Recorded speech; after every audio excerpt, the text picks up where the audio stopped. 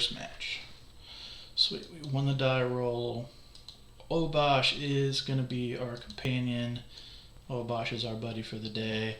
We're playing against a Yorion deck or somebody who just really wants to play 80 cards. Assuming, yeah, there we go. There's their Yorion. This hand. So we're not really doing anything here until turn 2. But we do have lands, which is nice. This deck does kind of struggle with the lands because it has so many mana creatures in a low curve. So I think best thing we're doing here is playing Bonecrusher Giant or Stomp on 2, and then playing one of our 3-drops on 3. I feel like we have better 6s, especially against the Yorion deck, where I don't think Stomp's going to be that great. Okay, I think this hand's kind of similar, but we do have something like Magus that I think can really hurt them. I've seen a lot of Yorion decks that are playing Field of the Dead and Primeval Titan or Uro, stuff like that. So this should be able to pinch them down on mana a little bit. So I think this is a keep. Also, just don't really want to go to 5. Or probably ditch the Cord because it's the least impactful card in our hand. We do have a slow hand, but we can see how this one's going to go. I'm not going to fetch here. We'll probably fetch on instep. If we do fetch, we might just leave this open, hoping to draw a land or a mana creature. So they are the snow deck. We don't know what all they have yet. I've seen a lot of different amalgamations of decks with Yorion so far. So yeah, I think we're not going to fetch. Hope we draw a land off the top here. Yes, we did that.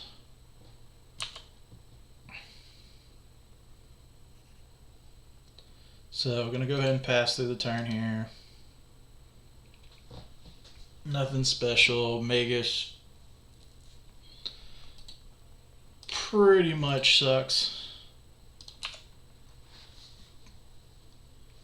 So Kitchen Sphinx probably our turn 3 play, and then we can try to evolution into something. Sadly, we have our Glorybringer in hand. Okay, so this looks like the... Okay. So this actually looks a lot like the Soul Herder deck. 80 card Soul Herder.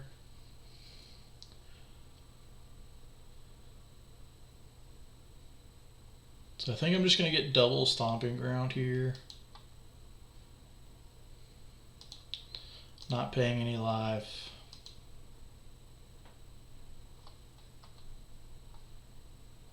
And then we'll go ahead and resolve Kitchen Sphinx.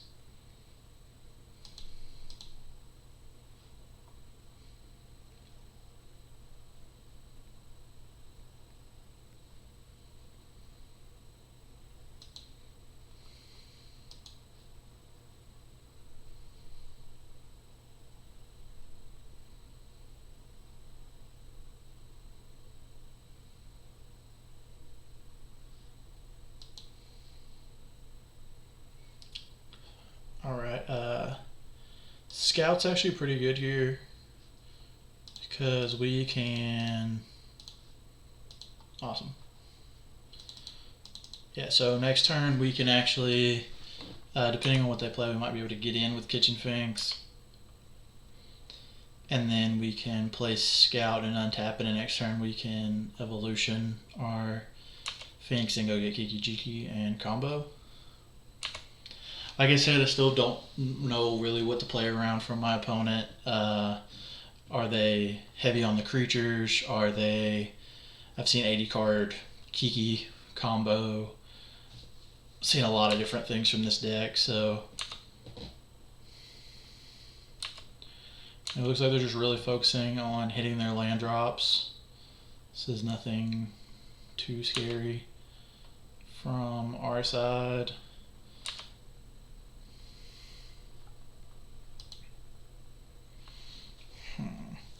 So yeah, we'll probably go ahead, getting in here, we trade with an Ewit at worst, and then we'll get to have our Kitchen Sphinx come back. So I think this is a pretty free attack. If they want to go ahead and put their Uet in the yard, I'm fine with taking 3.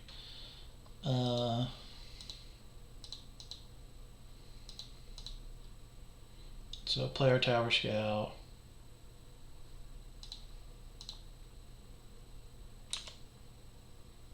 Just said earlier, fine with taking 3, like if they do have removal.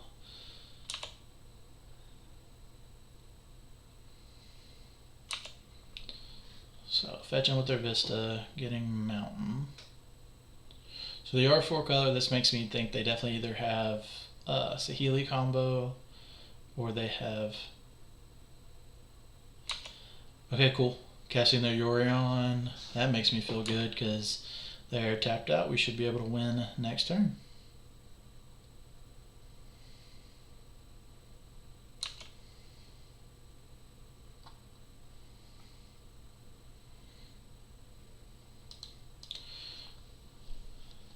Let's go ahead and get our last stomping ground.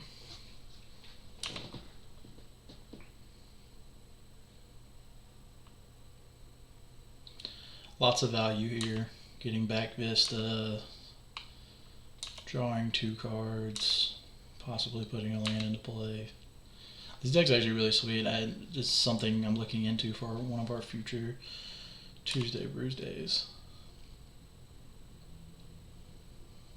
Now go ahead and discard your infinite cards. We just kind of have to hope they don't have Force Negation here. Because I know that is something that these decks used to run, but...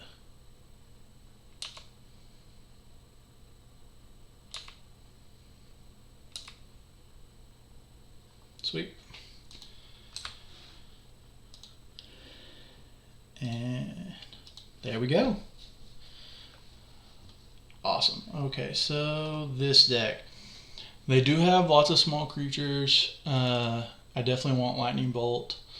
Magus can definitely go because they're the snow deck. They're gonna be dealing, and they're not gonna be being greedy on their mana. Relic is a consideration because they do have their loops with Eternal Witness, but I think that's just kind of loose. Choke, I don't think we want. Thragtusk is a fine card to, kind of race with here. Especially if we get into a grindier game, so I think I'm okay with bringing in Thragtusk. A little less big on Court of Calling. I notice myself a lot of times trimming 1 chord because it is the hardest to cast spell, and not knowing if they have interaction or not, I don't really want to be throwing my spells into possible counter magic if I don't have to. Anger I don't think we want Anger. We have a lot of smaller creatures too. And I don't think they're that aggressive. I think our 4 bolts and Bonecrusher Giants and Glorybringer should be good enough to get us through that. And I think we're good here. We just need to cut 1 card. This comes down to what do we actually want to cut. I like Hexdrinker in this matchup if it goes long. I like Seasoned Pyromancer, Bonecrusher Giant. Probably Eternal Witness, because any removal they have is going to be probably going to be Path. So we're probably not going to get a whole lot of value off of an Eternal Witness. I'm going to keep 1 just for that, evolution into Eternal Witness, get it back, or Cord into Eternal Witness, get it back. But go ahead and shave the other one. Alright, we're on the draw here. Make sure we put Obosh as our companion. So that is one benefit of this deck that I can say. A lot of people might not always know what the hell you're doing. So when people don't know what you're doing, it works pretty well for you. to, I think I want to keep this hand. Because if we go turn 3,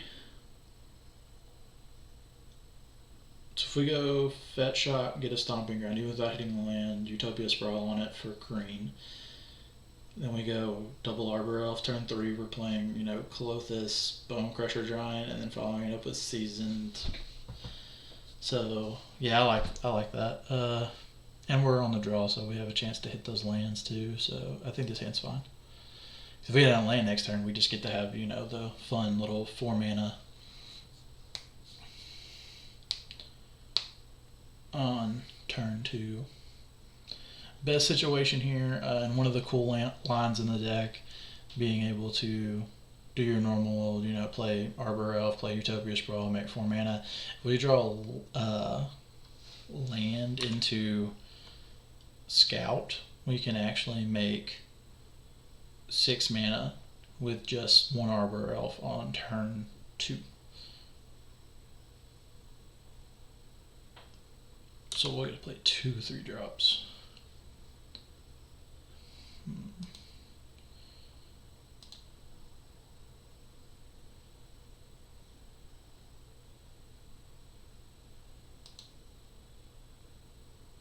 So I think we're still going to stick to our plan.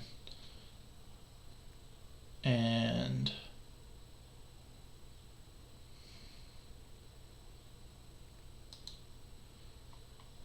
shotgun the Stomping Ground, Utopia Sprawl on it.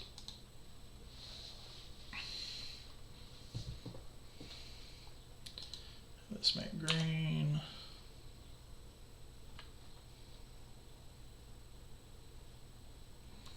And another benefit of this deck that I forgot to mention is we do, because of this, we have some very, very powerful turn 2 and 3 plays that we're going to get to play a lot of stuff that we're not supposed to. I've made as much as 8 mana, I think, on turn 3 before, just in some of the practice rounds that I did beforehand.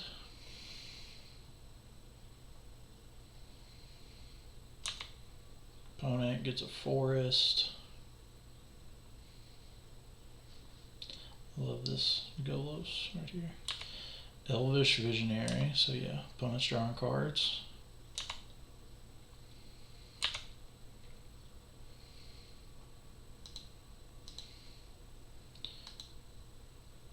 Oops, I meant to actually play that Arbor Elf. This is fine though, because this will allow us to Bone Crusher. Hopefully we can draw land, it just doesn't matter, but yeah, I definitely should have Arbor Elf there.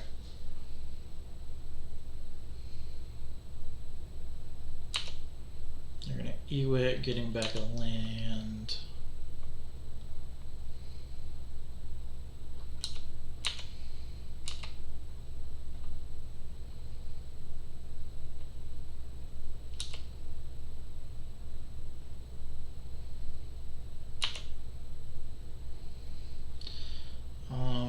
So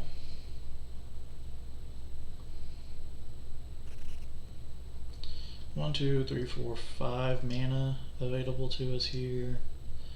So I'm thinking about double stomping and then playing our other Arbor Elf. I think that's the best use of our mana, and I also think that keeping their board clear so that they can't have a good Yori on turn, and that, you know, following up with a Soul Herder doesn't do much is very good, or like an Ephemerate. So let's go ahead and stomp Ewit.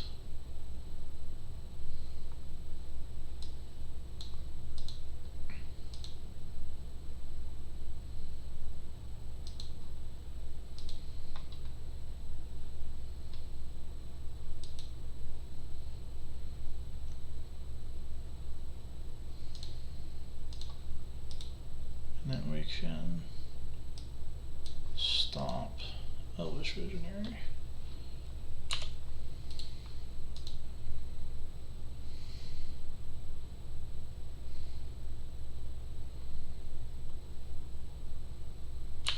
So next turn we're going to have 7 mana available to us. Oh no, not Avalanche Riders. Well, that's not very good for us. Oof. Yeah. Just destroy target land, so it really didn't matter what we fetched there. No use in attacking.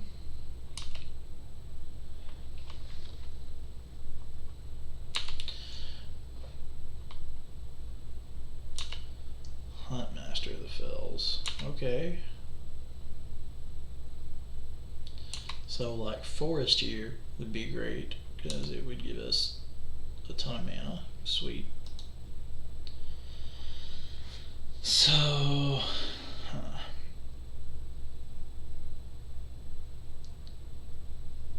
I factually think this is one of those times where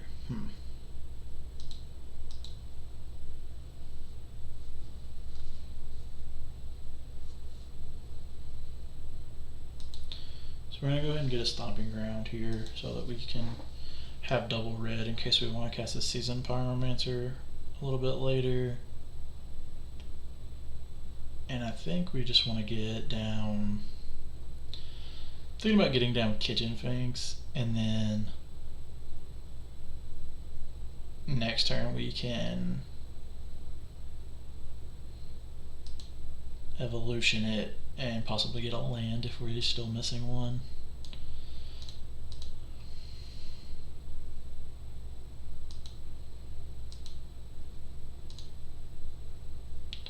Or next turn we can get, yeah, actually I like this, the other line better. We can play this and then next turn we can evolution it and get a Glorybringer and answer this Hunt Master of the Fells.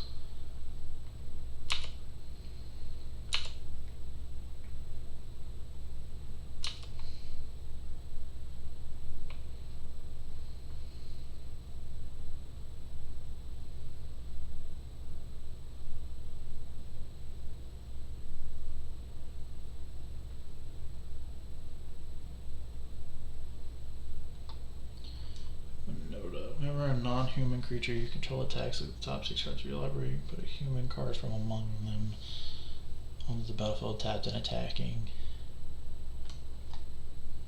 Okay.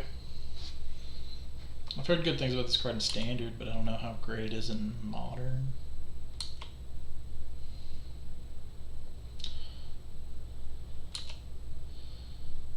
Seems good.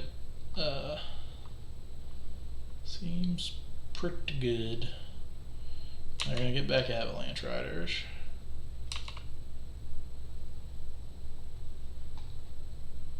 Alright, so no blocks here.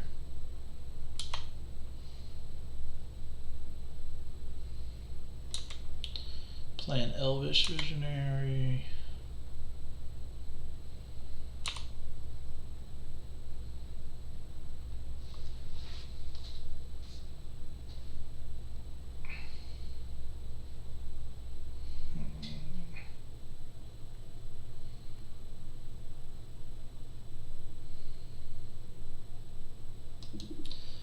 So I think Evolution, getting Glorybringer is still just the best line we have. We have to get rid of this or they're gonna bury us in card advantage next turn. They're gonna destroy our land, but I don't think we can take the time off to go get a land by getting something not as good here. So let's Mag green, untap this. Mag green.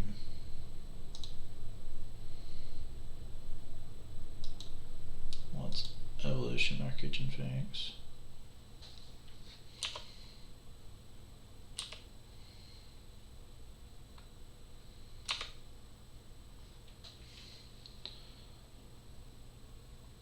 So we can get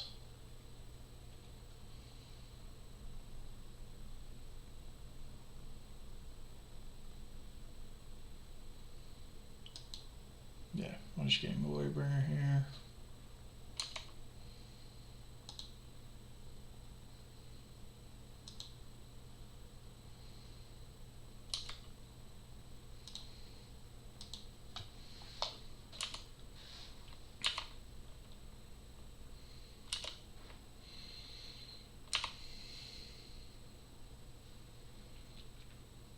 And even though they're going to blow up our land here, I still feel fine about this, only because... Oh, Agent of Treachery. Yeah. Gain control of our land.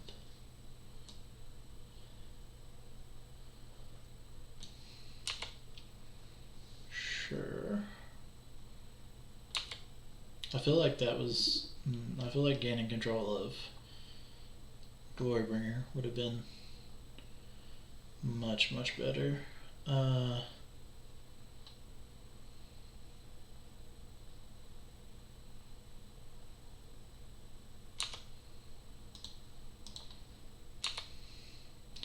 Also feel fine about trading here.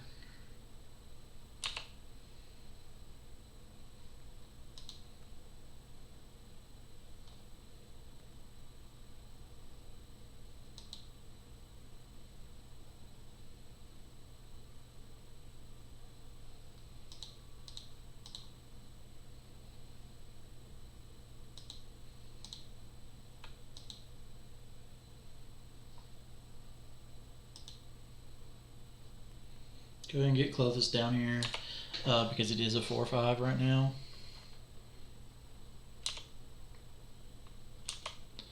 So it's going to be a good blocker and force them to answer one of our guys.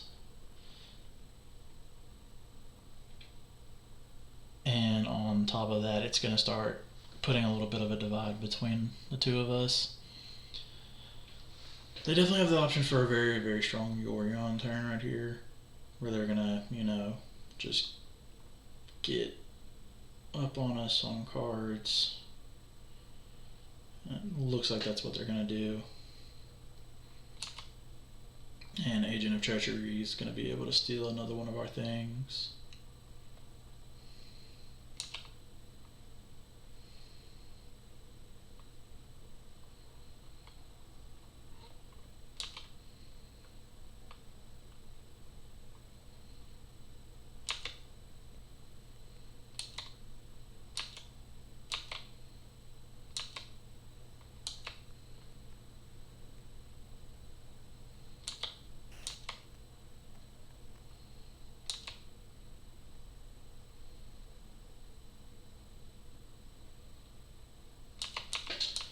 Definitely just seeing a little bit of what, you know, is going on with the opponent's deck.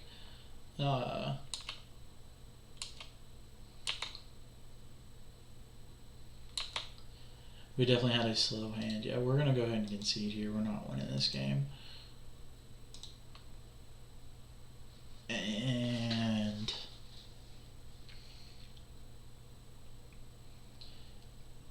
this... I think I do want relics to stop all the recursion. They recurred a lot of things there. So I think relics are probably something that's fine. And I can probably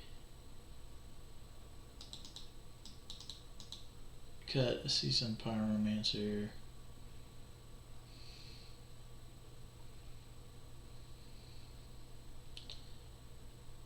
And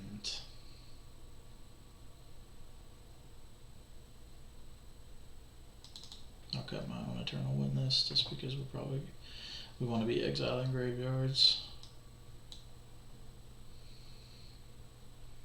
I know it's kind of loose, but I just don't. If we don't have a fast hand to play first, yes.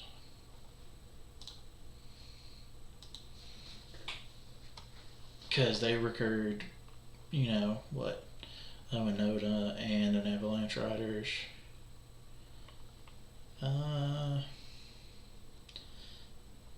This hand's not great. It has answers in it, but it's not a whole lot of acceleration. Our Hex Drinker, we're going to have to take a turn off. Hey, yeah, your boy Yargle over here with the follow. Thank you for that. That is awesome. Welcome to the stream. So yeah, I think I'm gonna ship this. We do have some more powerful 6s here. I think this is fine. We have one way to go searching for stuff, and we have a pretty easy way.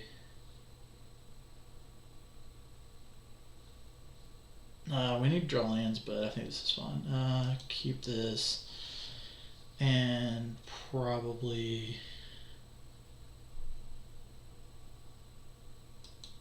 just close this.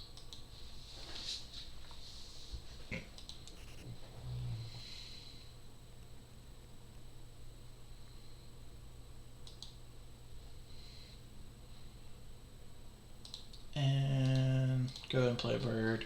I'd rather get Utopia Sprawl on a forest. Not that it really matters against their deck, but here, either way, we need to hit land to play something on 3.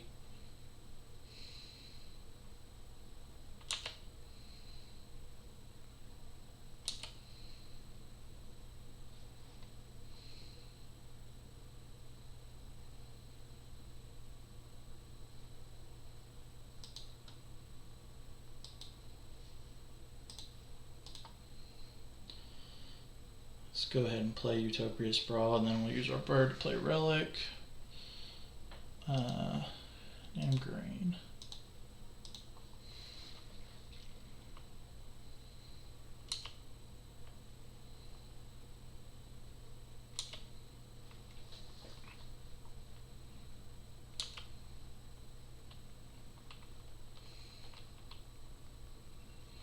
Depending on what our draw is next turn, we might Seasoned to try and dig for combo here.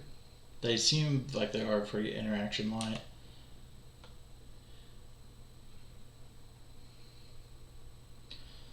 Second Relic. So I definitely don't think I want second Relic or Kitchen Finks. So let's make red here, red. So we're gonna ditch Finks and Relic.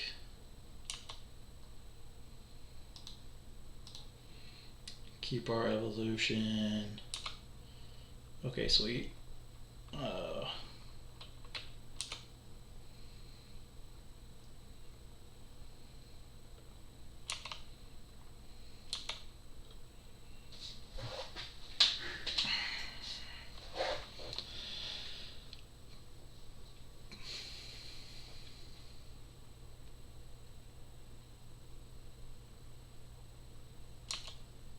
Deputy probably on our elementals. And a deputy on our bird. Interesting. Seems kind of loose there.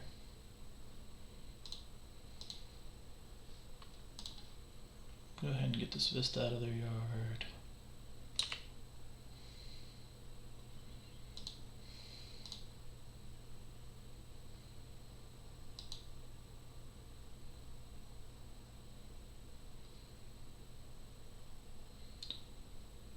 I kind of think I want to pop this Relic just because I have the Manitou right now, and because I want to hit my land drop, because if I hit 2 lands in a row I can go ahead and cast Kiki. And we whip there, but we got a Bolt, which is going to answer this Deputy of Detention next turn, which is kind of like drawing a land. Maybe not next turn. I think we're probably going to Evolution next turn. Avalanche Riders, always. So now it actually is going to answer this next turn. It's probably all we can do.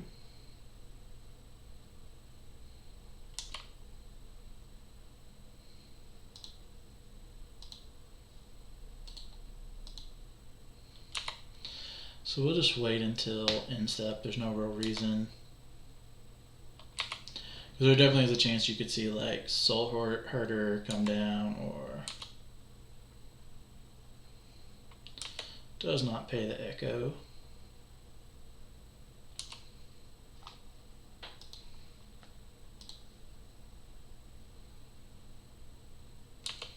Astrolabe.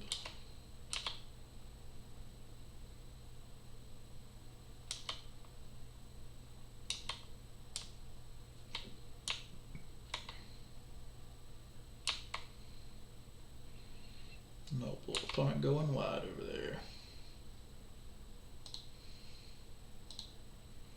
Let's make red and bolt the deputy. And they add the ephemerate.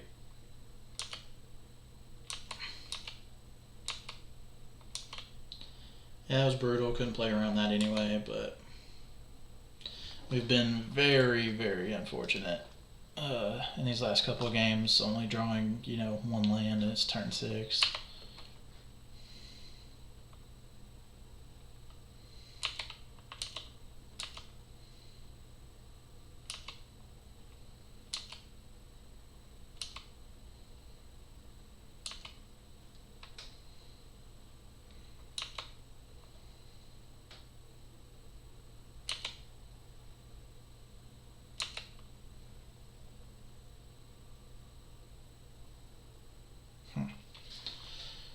Opponent getting all the value, cycling through, setting up for probably a pretty solid Yorion turn. 3 Winota, yeah, and then attack with the snake, get a free guy,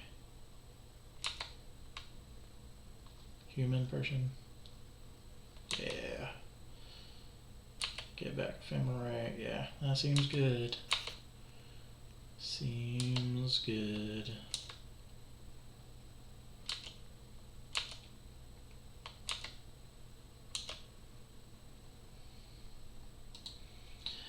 Yeah, gonna go ahead and concede this one. I don't think I can come back from more Winota attack triggers or the Yorion that is incoming. So yeah, we're gonna go ahead and concede this game and go on to game 2. Brutal one there. Thought we had it.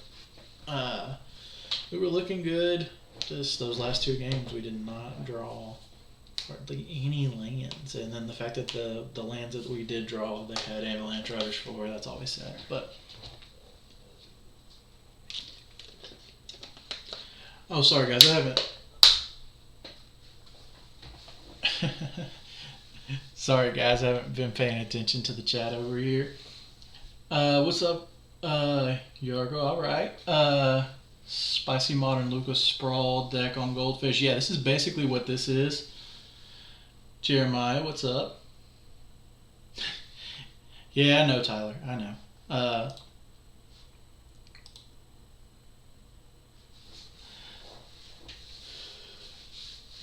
So, looking at this hand, we're really not doing too much. I think the best thing this hand does is get a Hex Drinker going early, which is powerful, but not very good. We have the Kiki Jiki in hand already too. The Scout's kind of bad. I think I want to mulligan this and look for a Shim Acceleration. Ugh. This is not any better. Do we go? I'm better than game 1 keep. Yeah, probably. What do you think about this one, Tyler? Do we go to 5 or do we keep this?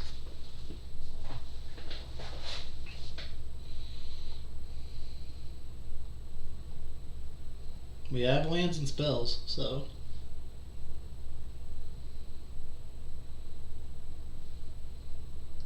I think it's manageable too. I agree. So, yeah, we'll keep this and bottom. No, we want bottom forest so that we can cast Glorybringer later, guaranteed. Assuming we draw lands.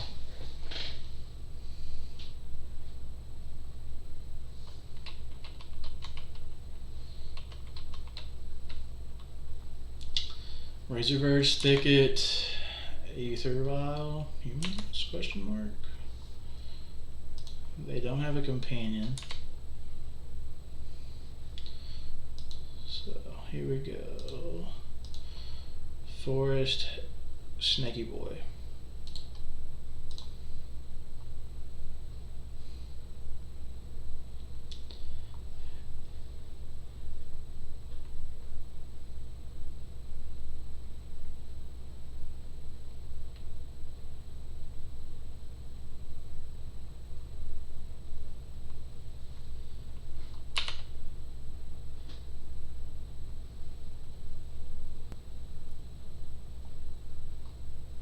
Yeah, I think this is yeah, this is definitely humans or some weird band deck, but looks a lot like humans. Though I'm surprised they're not playing Gigantha.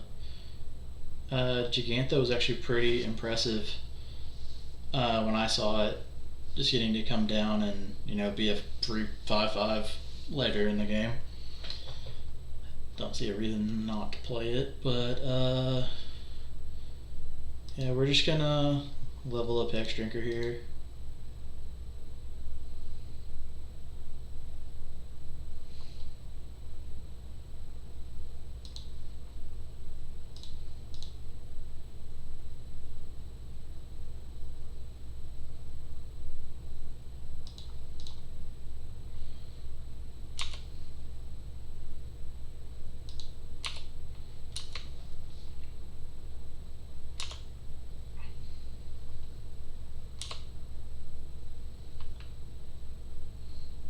Spirits would be weird. I think Spirits would be. I haven't seen Spirits in so long, and I'm so glad because I hate that matchup.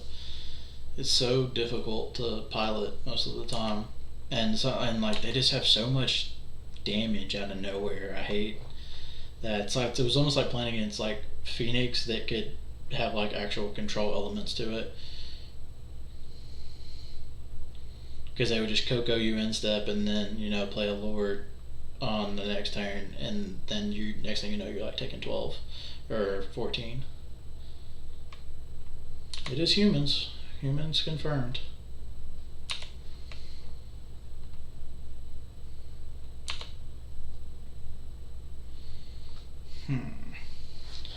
So here we could Clothis, or we can Bone Crusher, kill this, and level up Hex Drinker to a 4/4, and I think that's the better play.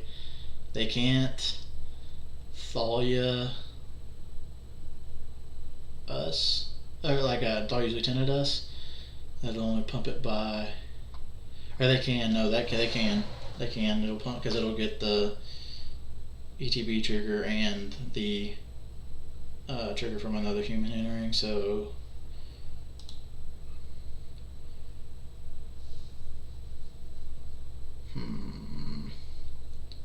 might just level up Hex Drinker and hold up Stomp and see what they do. Because if they just vial in something in step, I'll just go ahead and hit this.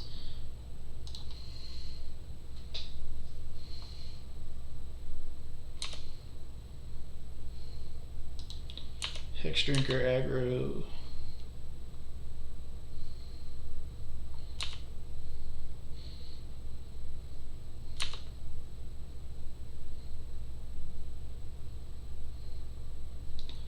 So yeah.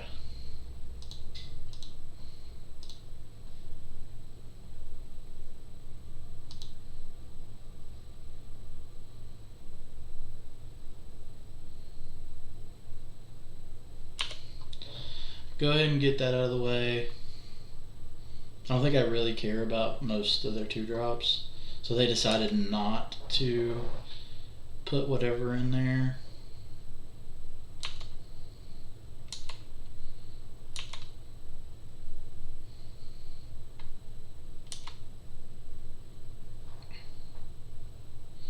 I don't think that would be a meddling mage name, but maybe it is correct to wait until they play it. But I think if they played it and then it was a Thalia, I'd feel really stupid for not going and playing this. So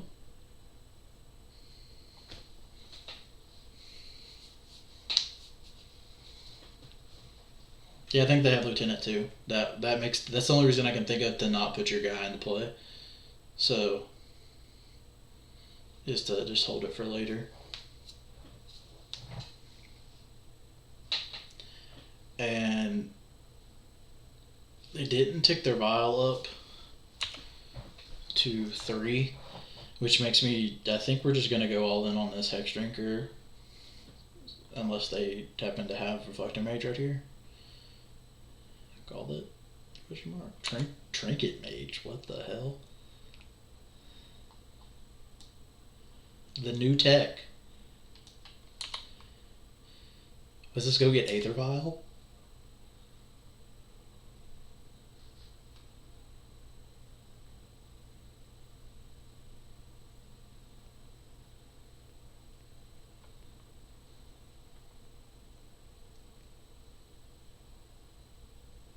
Well, that's different. Exactly what I mean. This is why we don't like him. Walking Ballista? What? Opponent on the Spice.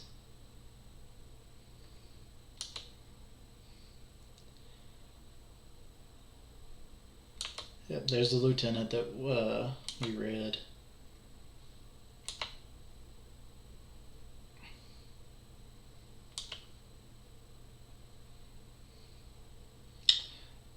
That works. It's not great because they have the vial, but this is going to cut them off of a lot of their plays, except for that, you know, they do have a Walking Ballista, so they can't answer it because Humans plays Walking Ballista now. So we want to play a 3-drop here. I want it to be something that can block.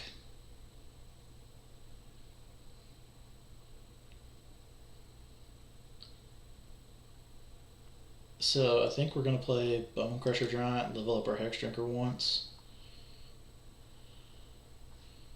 and call it a day.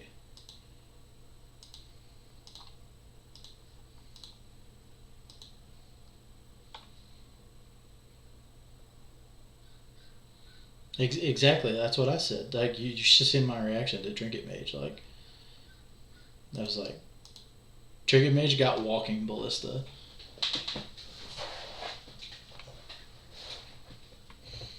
The opponent metagamed, you know, for somebody. I don't know who, but for somebody. Maybe it's to beat Luris. Decks like you go get Walking Ballista so they can ping Luris twice and.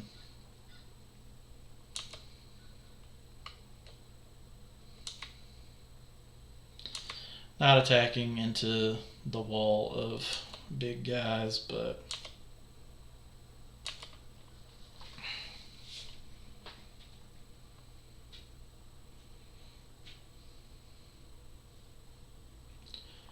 wish you could have found this earlier. Next couple of games, this card's going to be very important to try and land on turn 2, because it can kind of shut their plan down if they don't have Aether Vial or Noble. Drawing cards.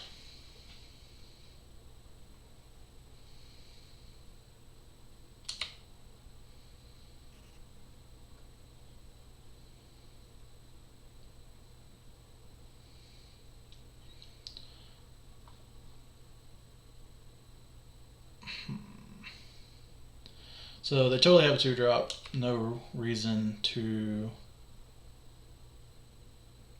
block, I don't think. I think next turn we just want to get down to Obosh. And we actually have good attacks with Obosh. Because we'll be attacking for lethal. They'll have to block somewhere.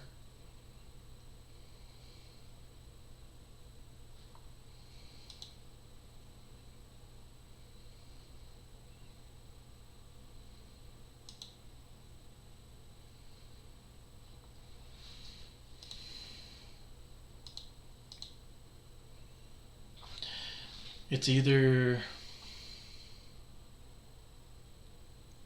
I really think it's Obosh here, and then we follow it up with Glorybringer, because Glorybringer is just gonna be unbeatable with Obosh on the battlefield.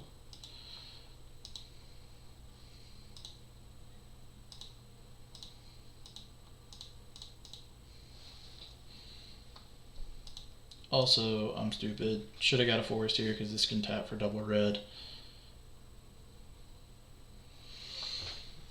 Do we attack here?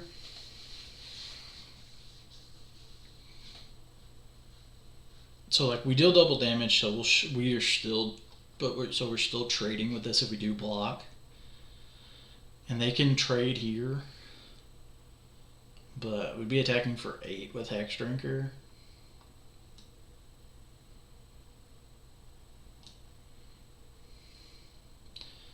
Maybe we just attack with Hex Drinker, and if they trade 2 with Hex Drinker,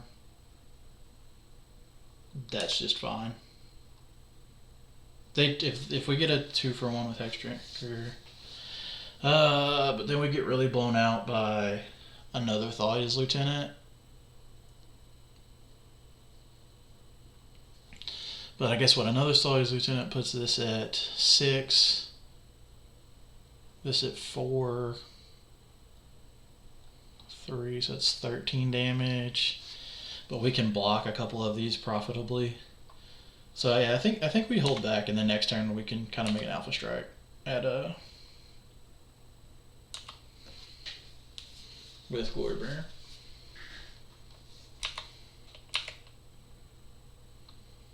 Words cannot describe how much I love this card.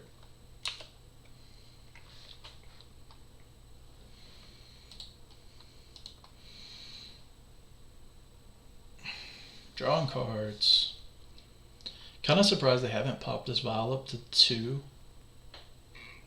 Or up higher than 2, sorry. Because Reflector Mage would be very good right here. Alright, and opponent concedes.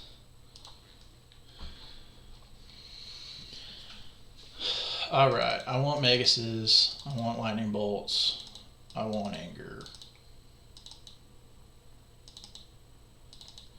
Probably want Thragtusk, probably want Kitchen Finks.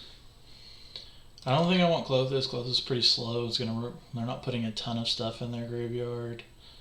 I'm gonna have to be the one doing that.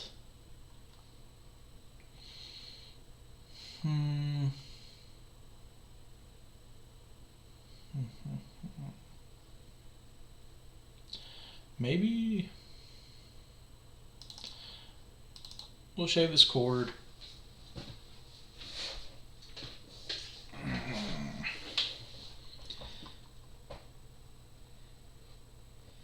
Maybe we don't want this bolt.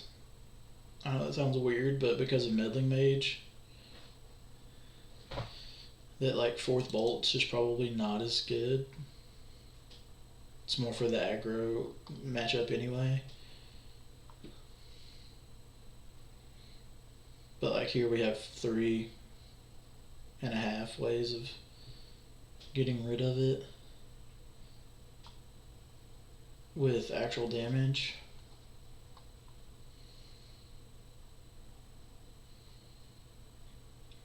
They still don't know about our combo either, so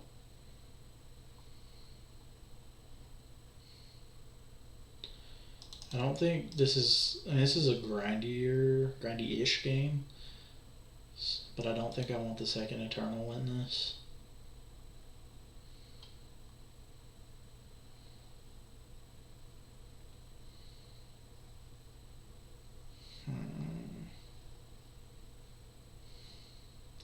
I don't know if I'm feeling these Anger of the Gods. I think I just can present a bigger board presence than they do. Maybe one, like a Miser's Anger.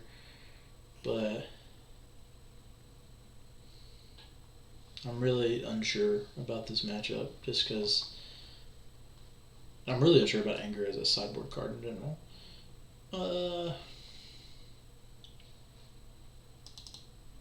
I don't really like Hex Drinker.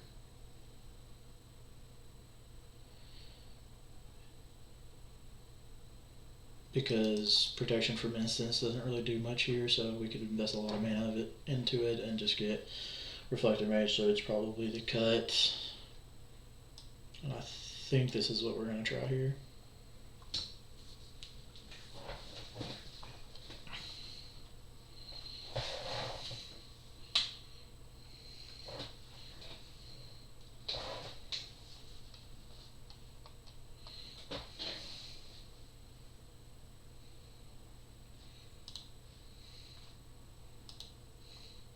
Yeah, back to that though. I don't know why they're not playing Gigantha. Like Gigantha's just like a free 5-mana 5/5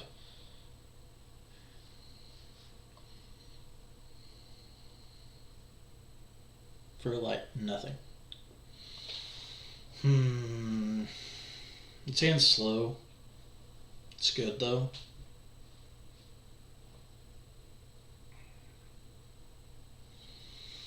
Because we can't anger their board. So we're going to play more of the control route this game anyway.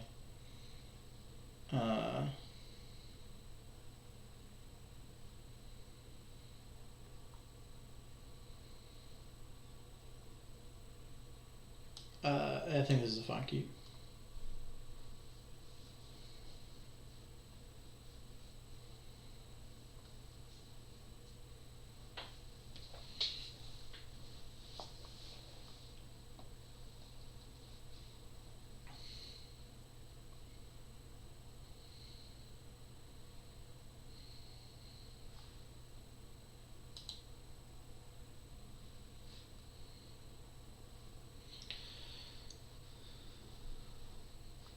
Isabel.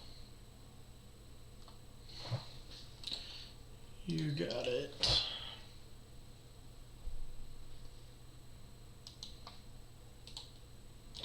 Player Wooded Foothills and pass. Probably getting Stomping Ground on their end step.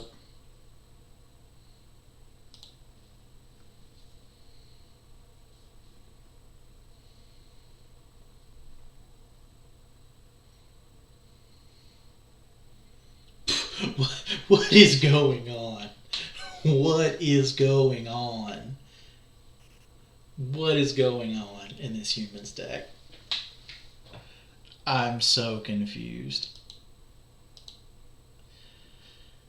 I never thought I could hate humans as a deck more, and now they just, play Chalice.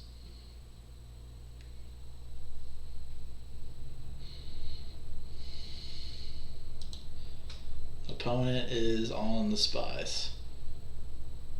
Would I like to pay 2 life? No. We'll go ahead and go to our turn. It can't play that bird.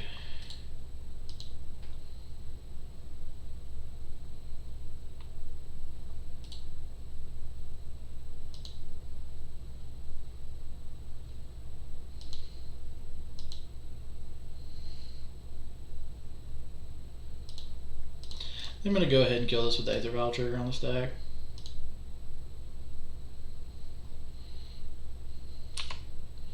Just go ahead and get rid of it, clear it, get the board nice and clear. Maybe now they can, they'll put a decent amount of stuff on the board. They have 4 cards in hand, so land 2-drop, 3-drop would be nice. Getting to play into this anger a little bit.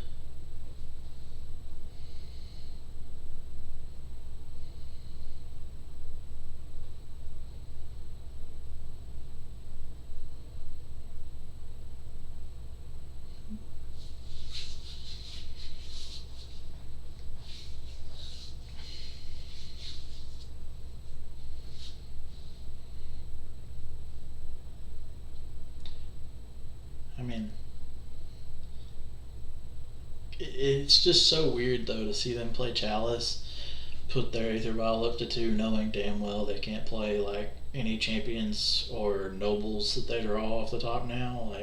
Supposedly they board some out, but I feel like in the green-red, I probably have Blood Moon matchup. Boarding out noble feels bad, and boarding out champions just like your best 1-drop.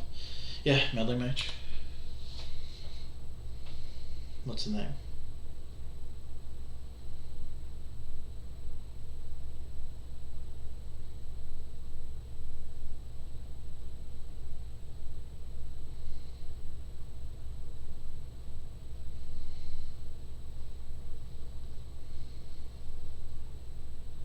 Bone Crusher Giant. Good name.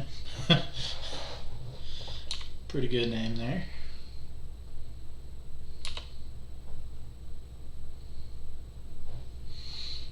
Okay, cool. So we get a free Utopia Sprawl here.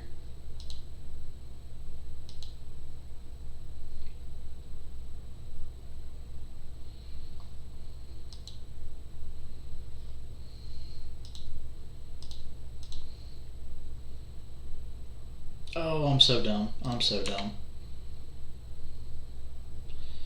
Put it in the chalice. Yeah, that's fine.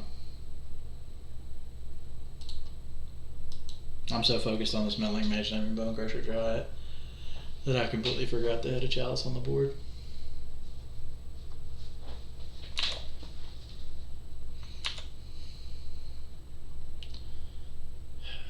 What do you name with this one? Lightning Bolt? Lightning Bolt's probably a pretty good name. Don't name Anger.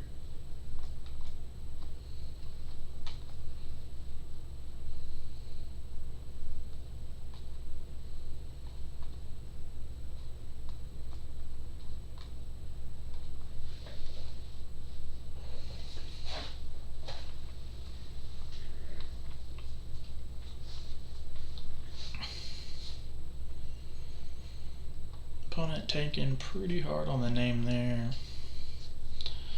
Just thinking about we should have played Eternal One this turn and just gotten back a land. And then our next turn would probably just be Glory Bringer because it's our best 5-drop. And we can take out one of the meddling mages and then play probably this one and then play our Bone Crusher Giant the following turn.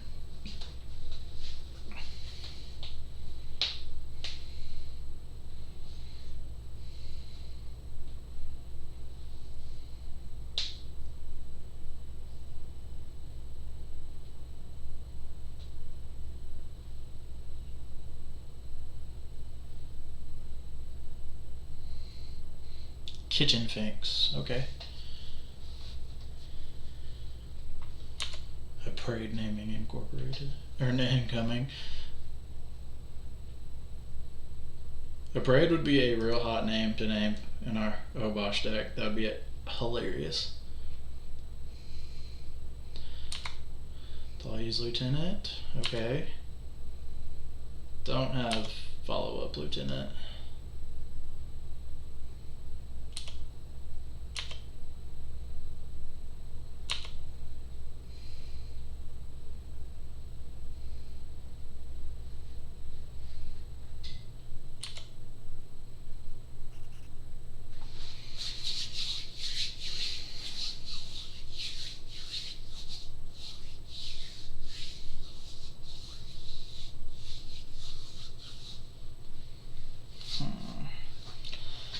So, oh yeah, sorry. I should have put him up there earlier.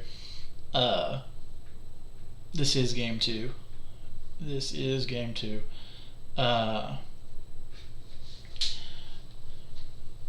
So we can play into them having Thalia's Lieutenant, which would be pretty brutal for us.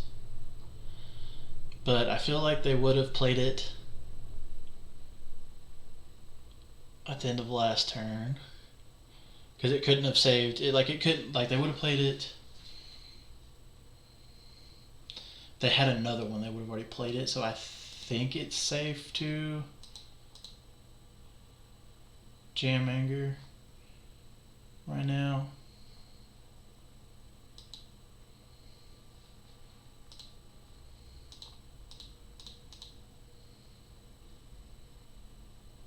They get blown out by Thalia's Lieutenant here, but if they have it, I'm probably losing this game anyway. Cool.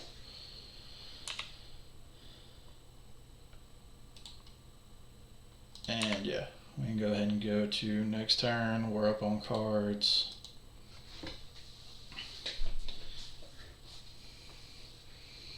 Next turn we can evolution, or we can Eternal Witness, get a land back.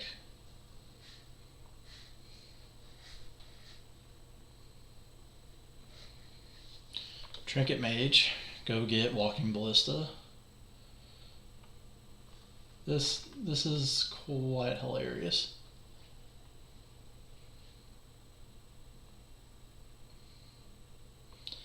Who would have thunk? Trinket Mage and Walking Ballista in humans. 2020, the evolution. Ballista for 1. You got it. Okay. So we drew land there.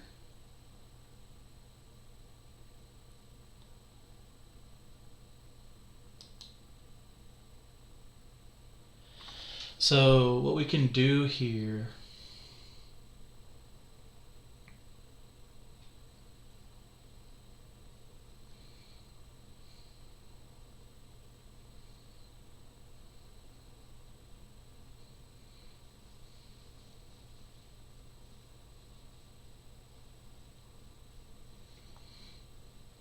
do we just stick Obosh and then next turn play Ewit Bone Crusher? I think that's better.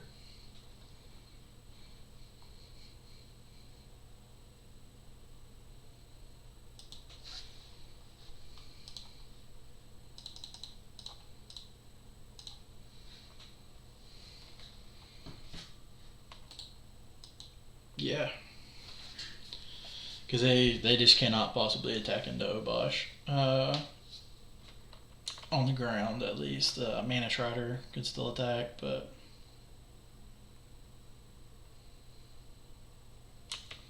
yeah, sack their Waterlogged Grove, they're drawing cards. I really hope their hand is like all 1-drops. That would be hilarious.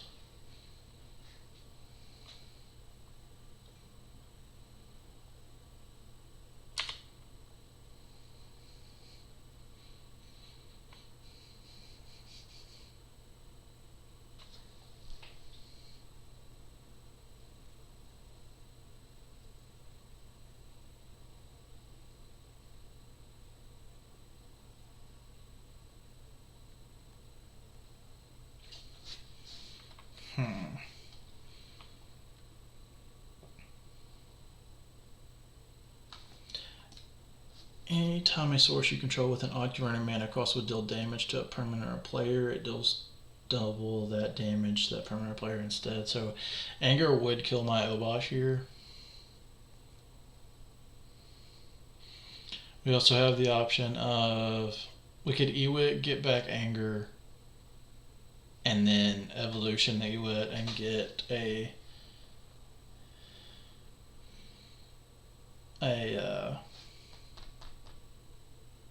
Glory Bringer.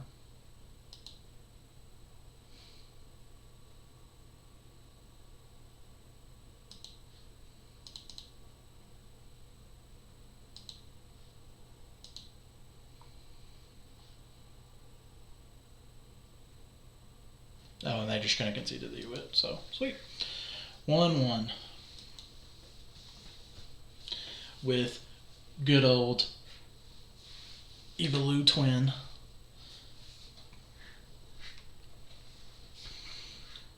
And this deck actually does have a pretty good chance at just playing like a mid-range game, kind of like the green-red mid-range deck. Like, it just has a lot of very good creatures that, in a fair matchup can grind and can, get stuff back, can, slowly put out damage, accrue a little bit of card advantage.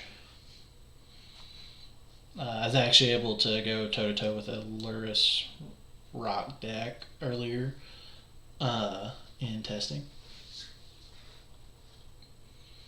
But 1-1, we're on the play here. Come on, deck. Let's get one of our good old busted draws where we're doing a lot of stuff. Ugh. So this hand just doesn't do anything without a land, and I think we have a lot better 6s here. Okay, this is turn 2 Clothis. We also have a Scout. So yeah, I think this is actually I think this is a fine keep. Probably gonna ditch. We can ditch land, or we can ditch Lightning Bolt, or we can ditch Scout. But I kind of want Scout because of the combo, and I kind of want Bolt. I think 3 mana is fine. That's most of our deck, other than like the chords and the 3/5 drops, so I think I just want to ditch the Stomping Ground.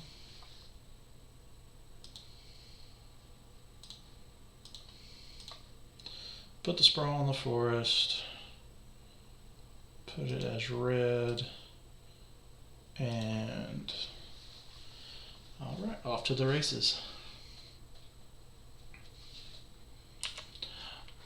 And actually, we're probably, it's going to depend on what we draw.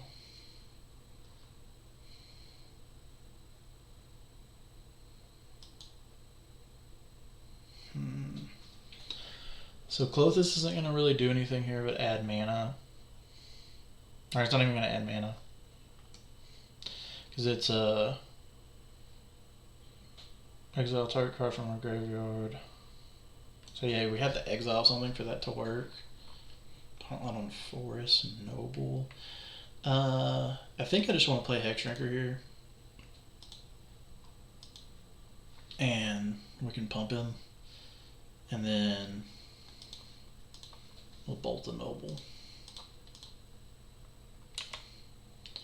Next turn, Hex Drinker's a 4/4.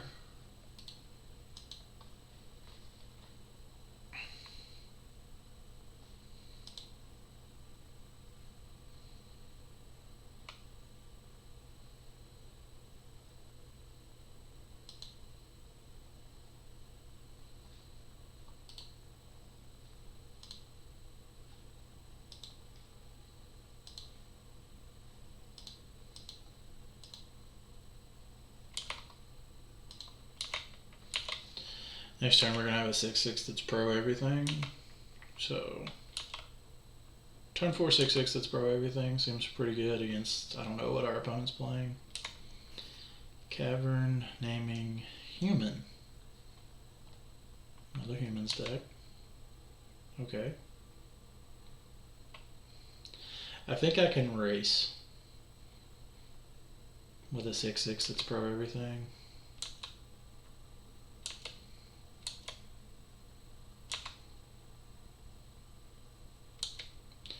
Super aggro humans. Why would they not play this first before they play Thalia's Lieutenant? Just to pump the Thalia's Lieutenant? Like,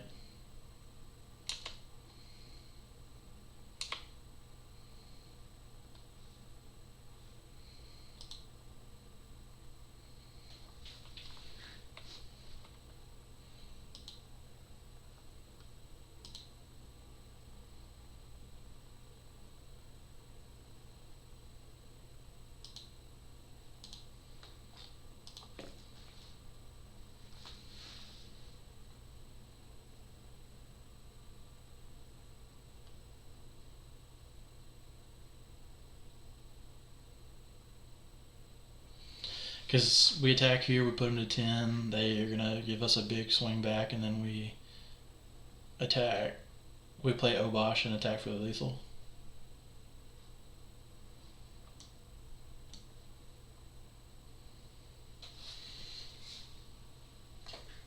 That should be pretty good line to win this game. They could have Reflector made. Well, no, that wouldn't matter because we'll have pro everything once these resolve.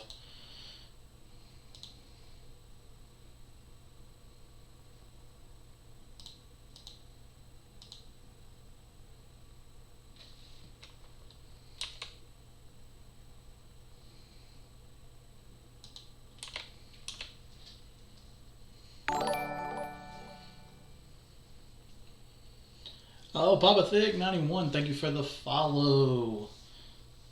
Welcome to the stream. Glad to have you. Just playing some good old green-red Kiki EvoluTwin. Beaten down with pro everything snakes and playing against humans again. Weird humans, but I mean, our not all humans decks kind of weird in their own sense. We've played one that had Trinket Mage Chalice and Walking Ballista. Now we have one that has Basic Mountain and Avacyn's Pilgrim. Yeah, you got a champion.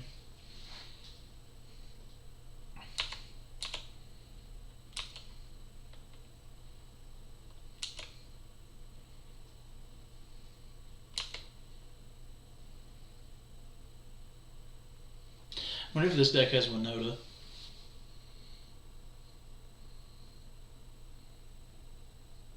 Probably not, because they don't have any non-humans to trigger.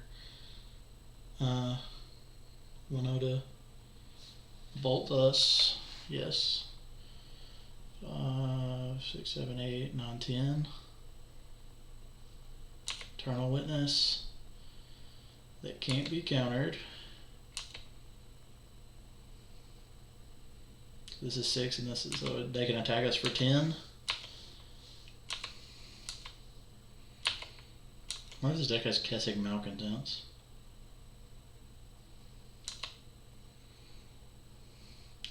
That is a hefty attack, but it is not enough.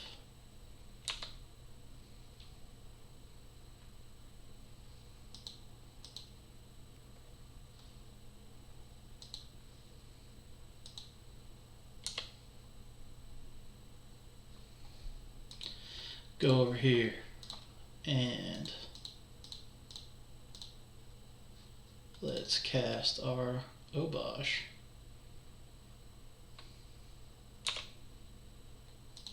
Don't click through attackers. Attack you for 6, it's actually 12. Got him. Sweet. Alright, humans with random basics and more mana guys. This one I do think I want both of these and no Maguses. Probably going to board like this, similar to what we did earlier. I don't think I want Magus in this matchup because they didn't look like they really relied on too many of the 5-color lands. I might be wrong, but I can change that in game 3. Probably going to trim Eternal Witness and Clothis. I don't think Clothis is going to do too much, even though I know I saw their Eternal Witness. I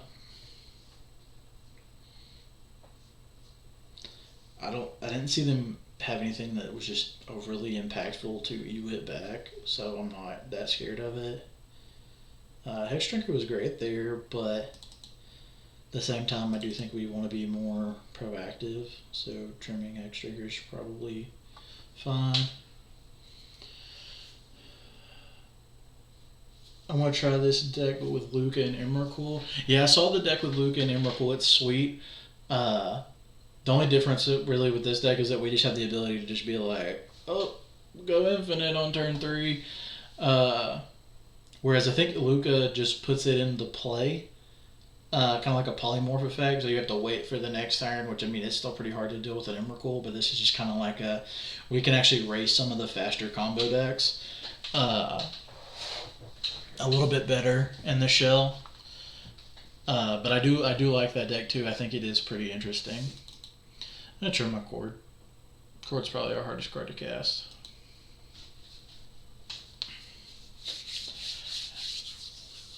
Now the Luca and Emrakul version was pretty sweet to me because I was like, wait, how do they polymorph to have other creatures? And then I actually, read the card like you're supposed to, and realized that they just had all 3 drops except for Luca and Emrakul and Obosh, which is in the sideboard, so it doesn't count. But no, that deck actually seems really, really sweet.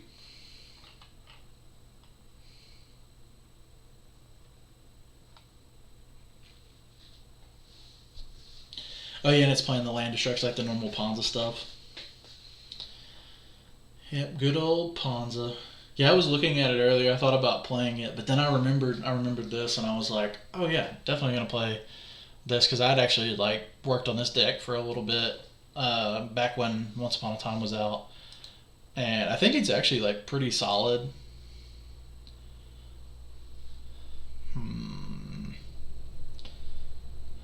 This is a no-go.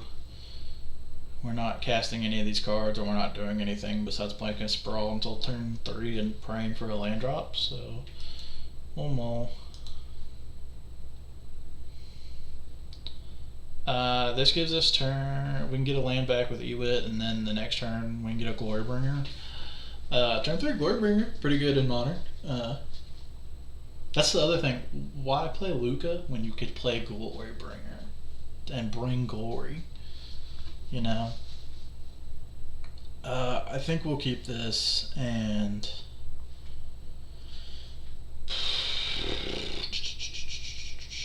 probably ditch Mountain, because Mountain kind of sucks here. Mountain's probably like the worst land in our deck, TBH. Alright, do your thing, OP.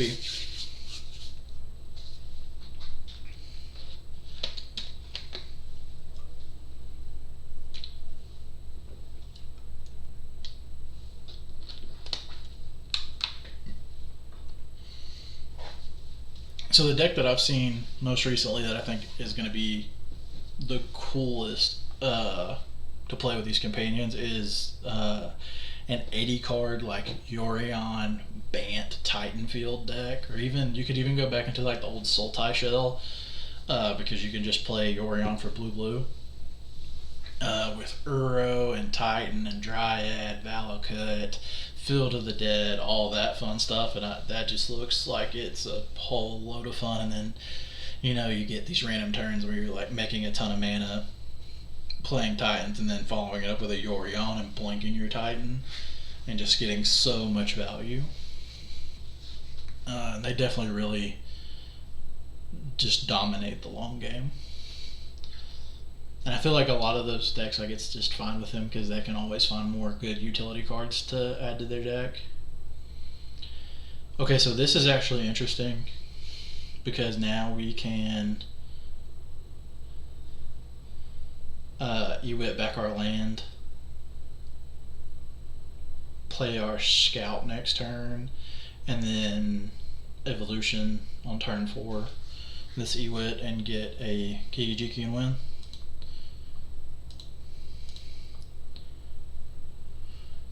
So depending on what they'll do, we'll see what we do with our evolutions.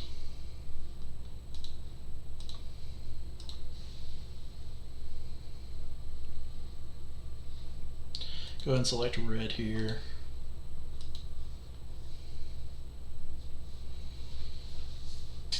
This is a companion that each player mills for, and pick a, oh, Garuda, Doom of the Depths. Yeah, Garuda is actually pretty sweet. I've been very impressed with, I played against a Turbo Garuda deck that was playing, like, they weren't really going for the Oopsaw clones part. They were just trying to reanimate really big things. So, like, turn 4, they would just jam a Garuda, and then they'd be like, oh, Primeval Titan, or Kozilek, the Great Distortion. But I do think the other one is actually better. The Oopsaw clones type deck. All right.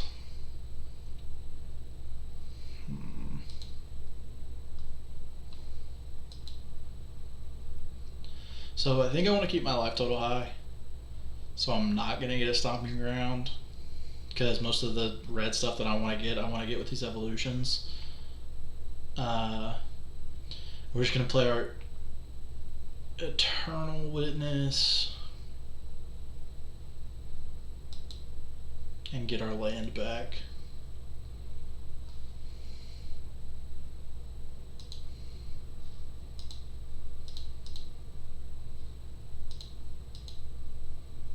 We're going to get the Wooded Foothills back.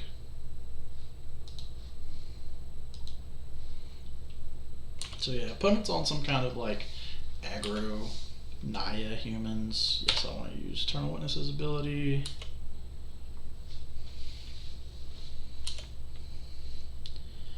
And what makes that deck really insane is the Spark Doubles. Spark Double and being able to make Garuda not a legendary creature, and then just make more and more copies of the non-legendary Garuda. Oh, Coco humans, okay. Those were good hits.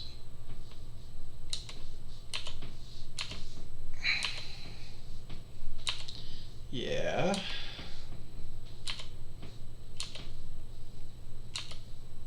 Luckily they tapped these. That's a 5/5. Go to 13. 10. We'd have to block next turn. But we could block either of these if they don't have a good follow-up. These are going to get really big. We also have bolt next turn too. So yeah, we're going to have to probably force combo here because we can't beat their pressure.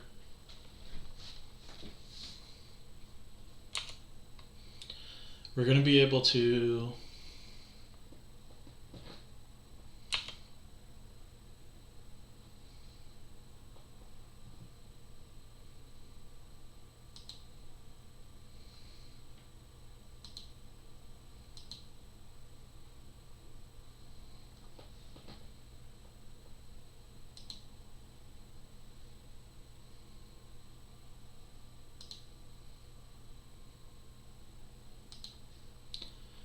so we can play scout.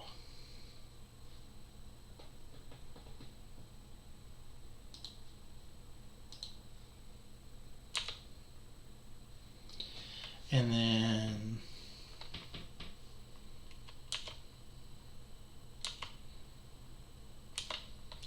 we'll see what they do because we'll have this bolt up.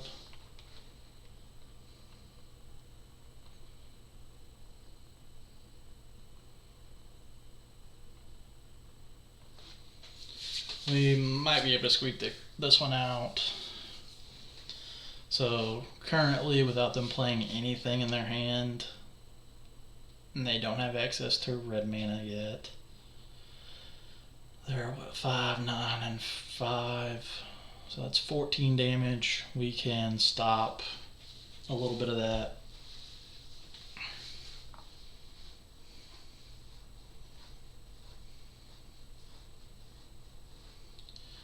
Eternal Witness. So Eternal Witness is a human, which makes me want to go ahead and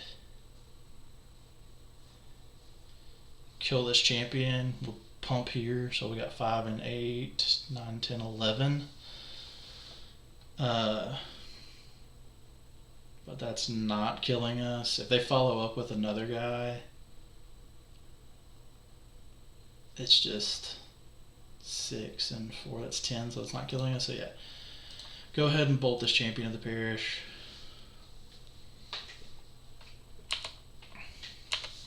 And I think we should be able to squeak this one out.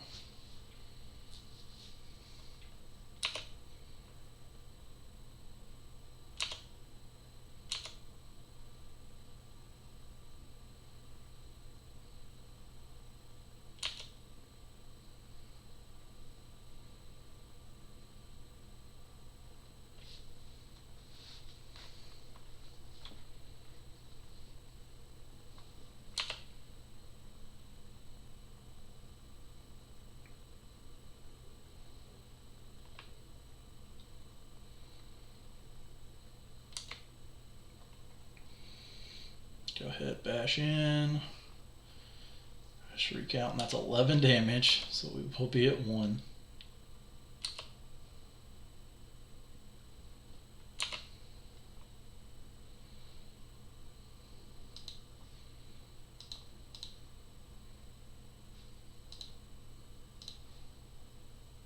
Sacrifice Eternal Witness.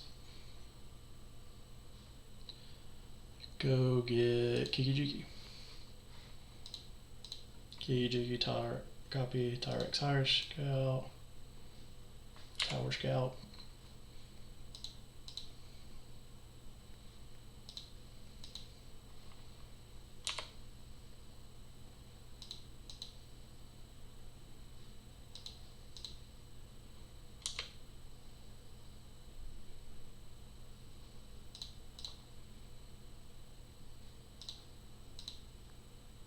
Opponent's going to make me go through it, but we're going to get to attack them for a lot of damage.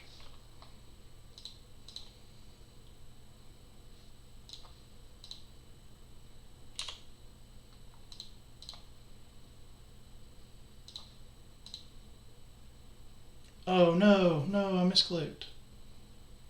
I don't think it matters.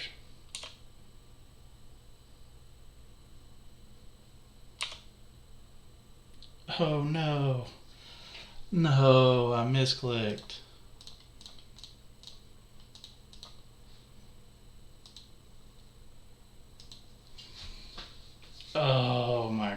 gosh, I wasn't paying attention.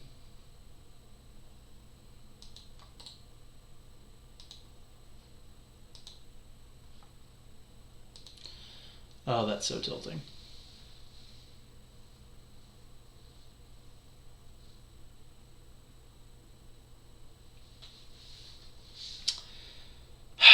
That sucked.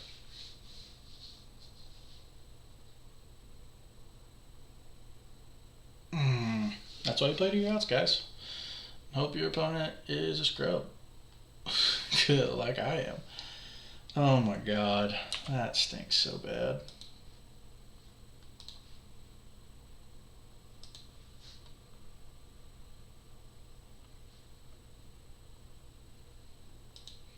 Can't keep this hand, it does nothing. No, I didn't lose to Moto, I lost to myself. I messed that one up. This hand, I mean, we have turn 2 Bone Crusher into, and we have combo here. So, we have turn 4 combo in this hand, so I think we keep. Probably ditching the Seasoned Pyromancer. Yeah, because I think I want to play, I want all these cards in my hand. So, the only card I really want when I get this card is Kitchen Finks, and something I drew, and I need to draw lands. And if I draw my third land, I'm fine. Yeah, no, that one sucks. So this is why this is why I like paper better, you know? Paper, you just get to go, I go infinite, kill you.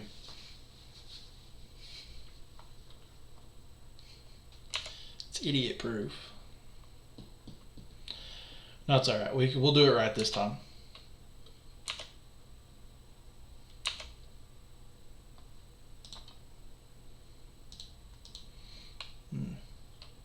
Now we will lose to Moto if we don't draw lands or draw both of our Kiki. That would be very unfortunate.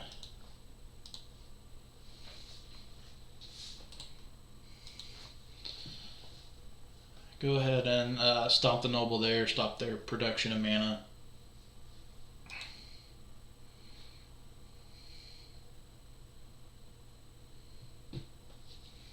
Yeah. Basic Thought Use Lieutenant is fine. Land. It's like land. We'll take it.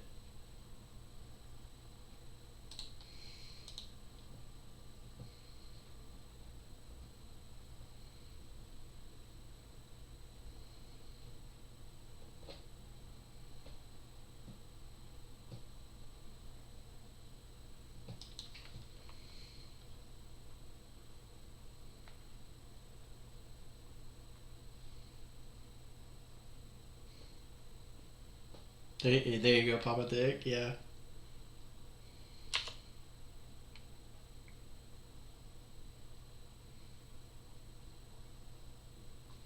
Yeah, good attack opponent.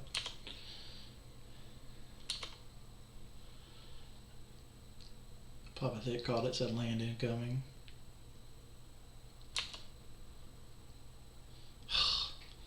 So, I mean, this does generate 4 mana.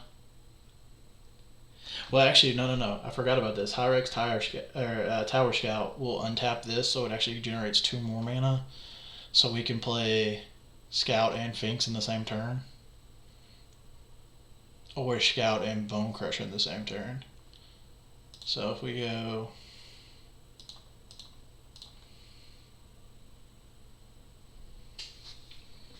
Yeah, see, this is some of the more powerful things this deck can do whenever it gets the Sprawl and Arbor Elf going.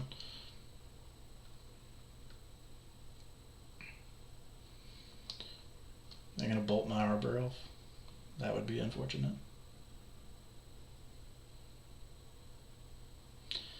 Even if they go to bolt my Arbor Elf, we are going to be able to cast at least one thing here.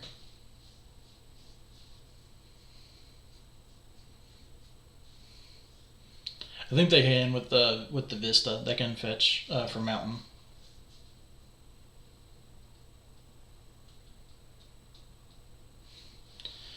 Cool. So we'll make red here. Untap our forest.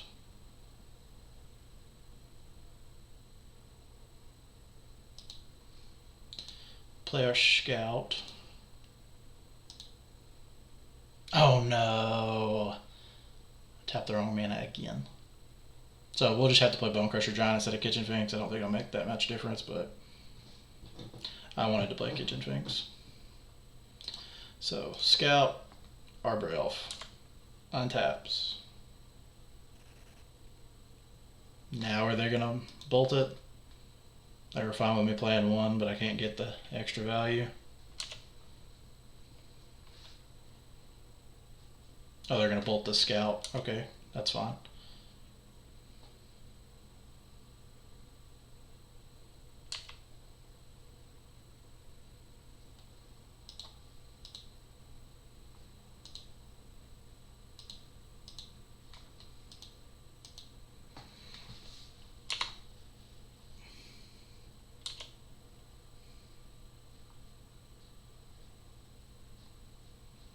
Because next turn we can Kiki and get in with Bone Crusher Giant.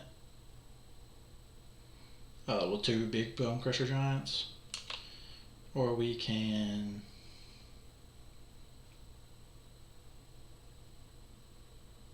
possibly Evolution.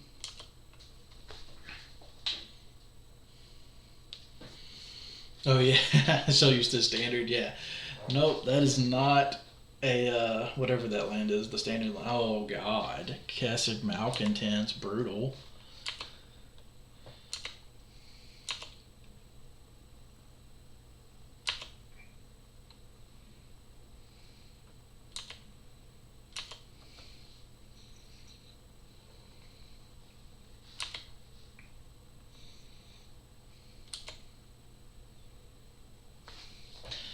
So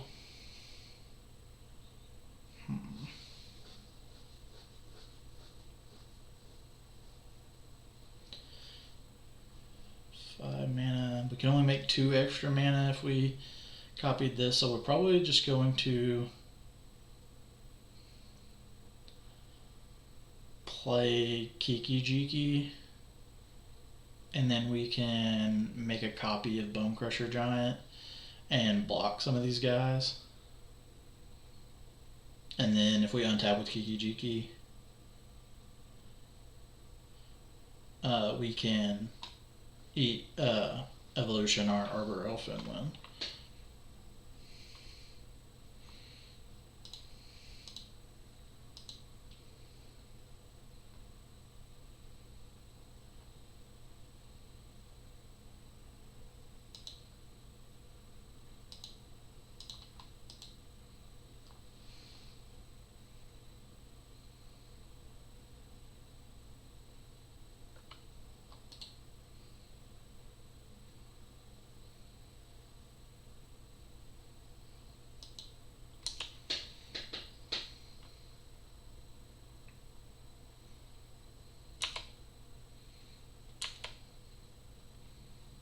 If we don't get a chance to untap with Kiki, because they have Bolt, we're at least going to be able to make some decent trades here. And then play some Kitchen Finks that can kind of hopefully stabilize us.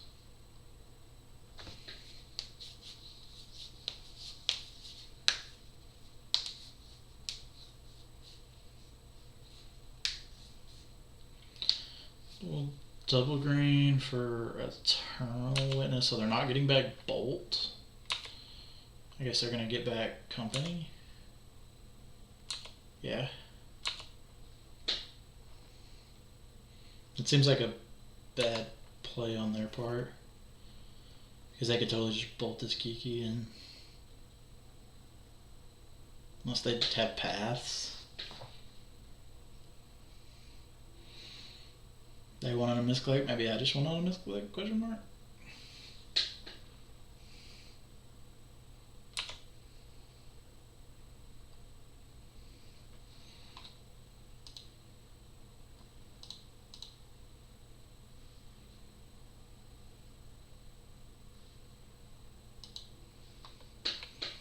So we get actually one free untap from getting the scout, so I think I want to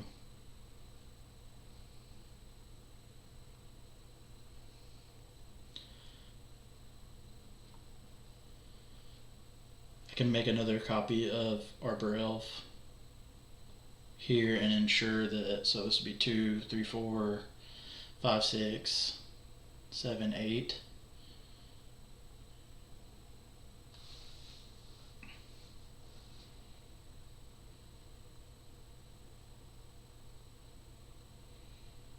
So yeah, it only nets me 2 more mana, so it's not worth it. We have our 4, 5, 6. We have our 6, so we'll just play a Kitchen Finks and then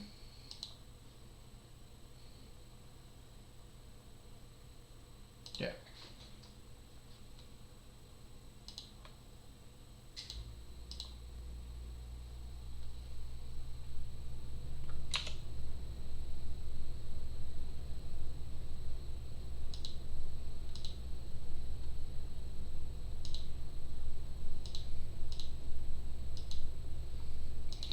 Evolution on the Kitchen Finks, gain us a little bit more life.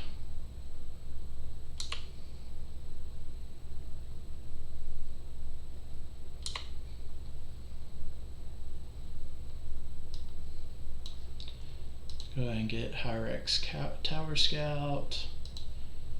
We'll just untap our Arbor Elf for fun. Copy Scout. Scout targets Kiki. We're gonna do it right this time, chat. Activate Kiki on original Scout. Scout targets Kiki.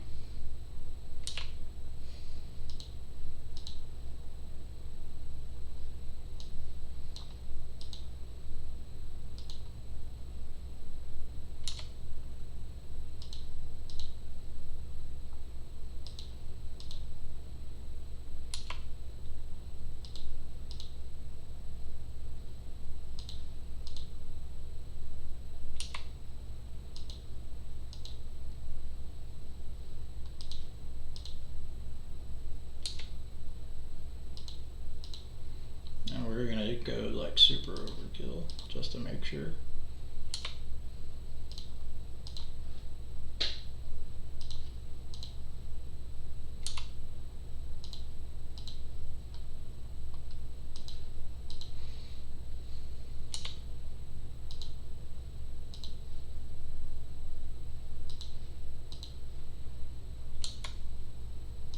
And one more for the one we missed last game.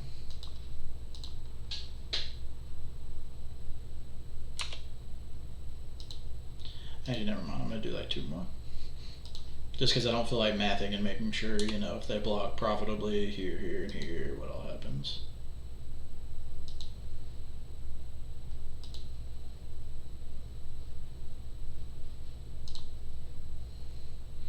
So if they block all those, we got all these. That should add up to 16 somehow.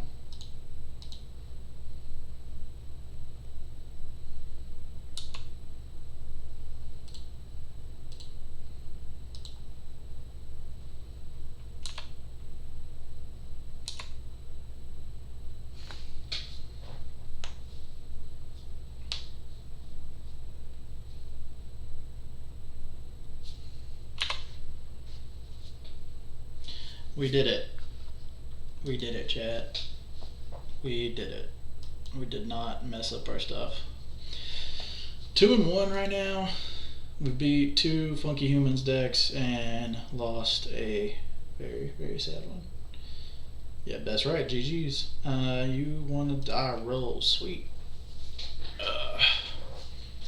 If I won the amount of die rolls in paper that I won, or that I win in Moto, I'd probably win so many more things. But I'm awful IRL at die rolls.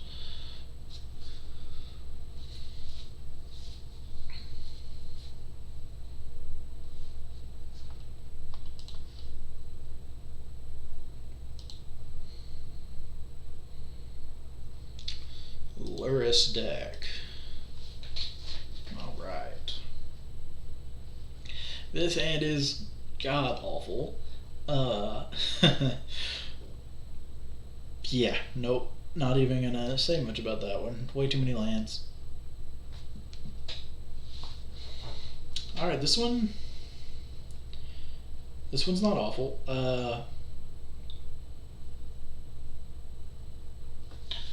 We're on the play, so I think I want to lead on bird here.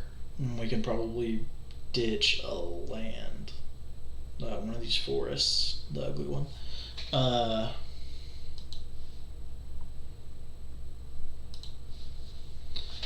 Because we have the bird.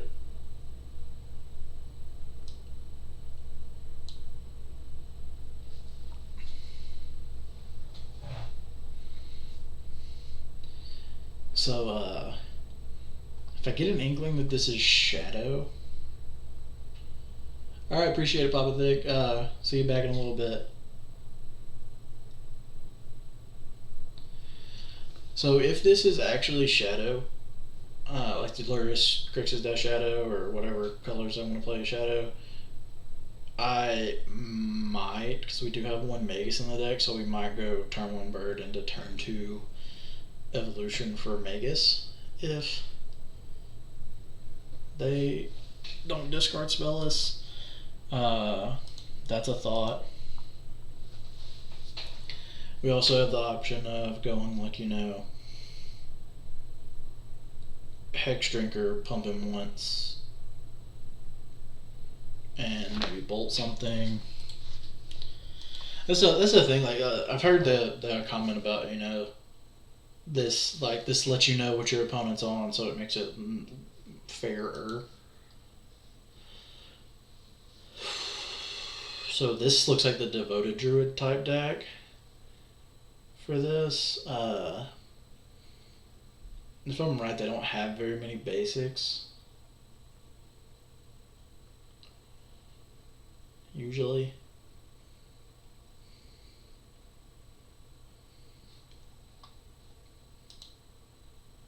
Let's see what we draw. Okay, that makes me feel a little bit better, so I can save this bolt.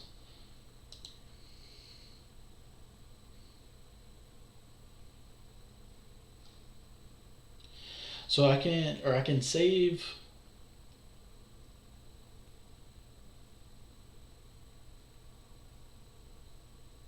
Yeah, I think I want to save the bolt and take a little bit of damage now.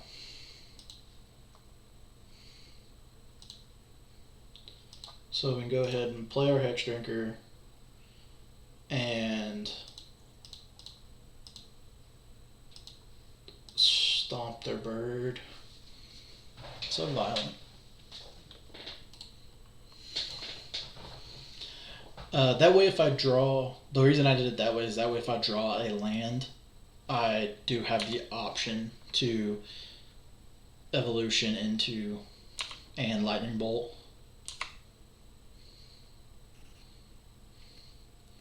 So there's a Kiki. So probably just loading up Hex Drinker.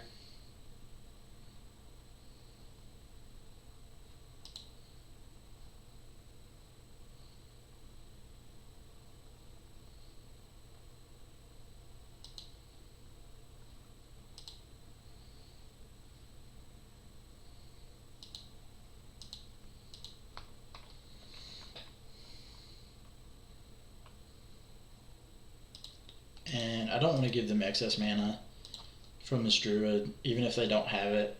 Well, my play is going to pretty well read that I have Bolt. So if they decided for some reason to play around that and just play out, a 3-drop and a 2-drop, it's not worth it. So Braden72 with the follow. Thank you for joining the stream. Welcome, welcome. Braden, how are you?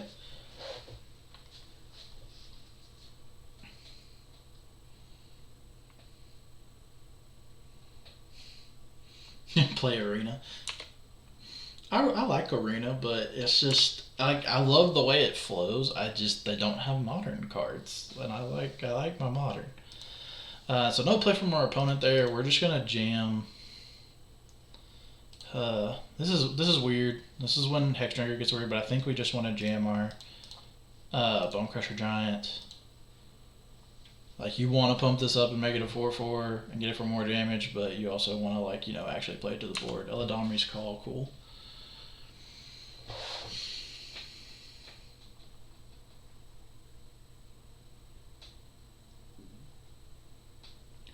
So they didn't play a land there, so like even if they have the stupid reanimation spell, the Phyrexian one.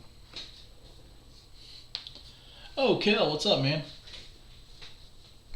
How's it going?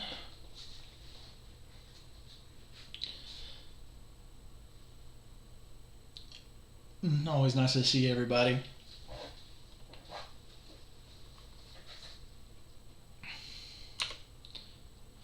So they got a Devoted Druid.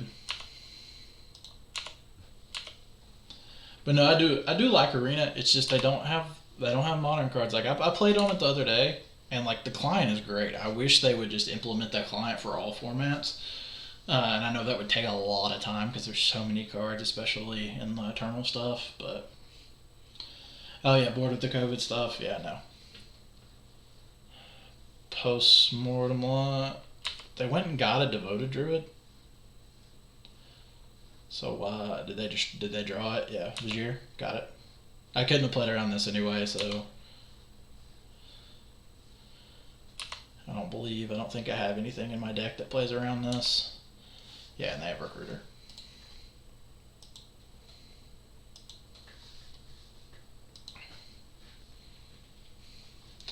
Yeah, let's see, do I have anything? I guess, you know, I could have gotten a Magus. Magus would have been able to, or this Magus, but Magus would have been able to stop them from paying white, which is a big thing in that deck, as I play that deck a lot. I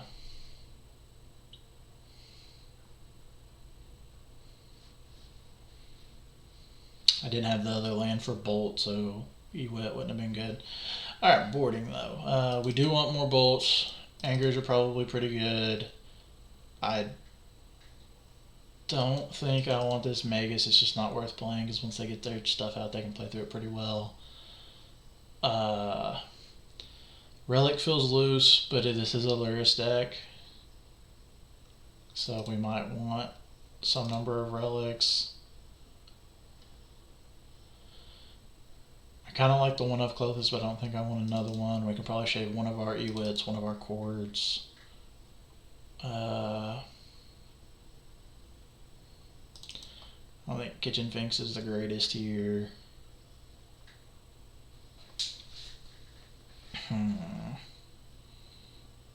This is a pretty small deck too. That I mean, their combo's faster than ours, but I mean we can race them, especially with the fact that we have decent interaction. Probably Hex Drinker.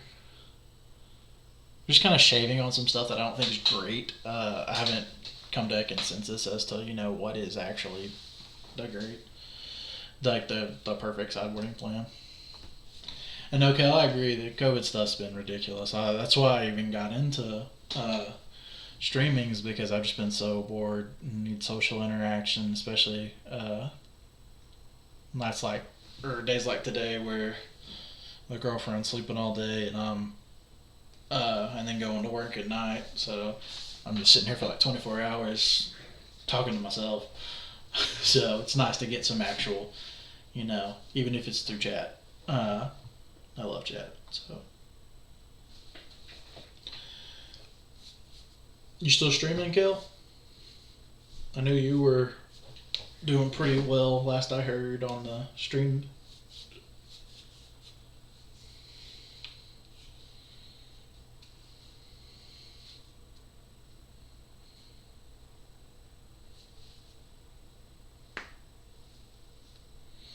See, and that's why I'm good at it.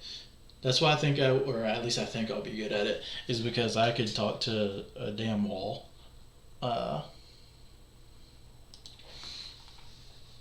And I already talk to myself when I play Moto, so it's pretty easy to just keep on going.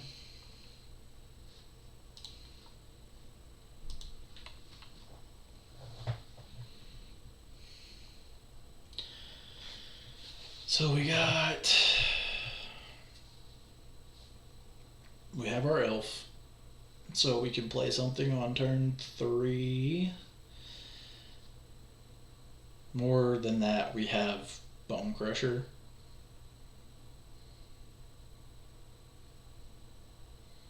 To answer. Vocalizing your inner monologue helps with the interaction, yeah. I'm pretty good at talking about what I'm thinking about. I'm trying to get better at it. I think I want to keep this hand, but I am very unsure. I mean, it has good things going for it. We have a way to answer the first devoted druid. We have the relic to follow it up. So that no postmortem lunge, lawyer shenanigans are gonna be in our way. So I think this is what I wanna. I think I wanna keep this. So we'll keep. They don't, like I said, they don't have a ton of interaction. So keeping this one land hand is actually okay. But if they did, this would not be okay.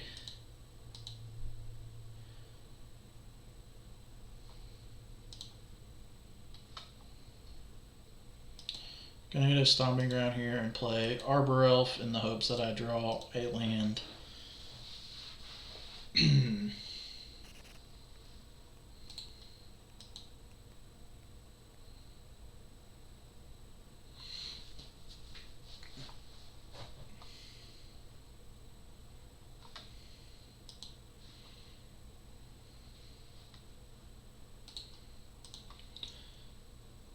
Maybe a better Magic player too, slowed down my play, so I thought about them a little bit more. Yeah, definitely. I can definitely see that.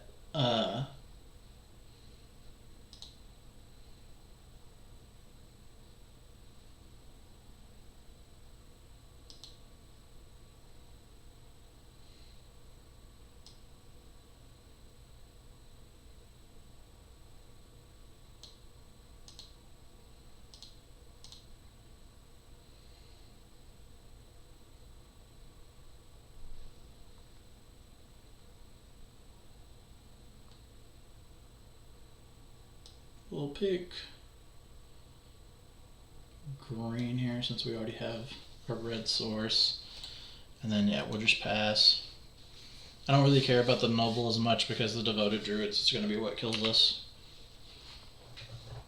I can definitely see how it would help with your Magic play, though, being able to slow down and think things out more. Not being, and be able to focus a whole lot better, too. So, sadly, we do have to answer that giver, because if they ever get a devoted druid,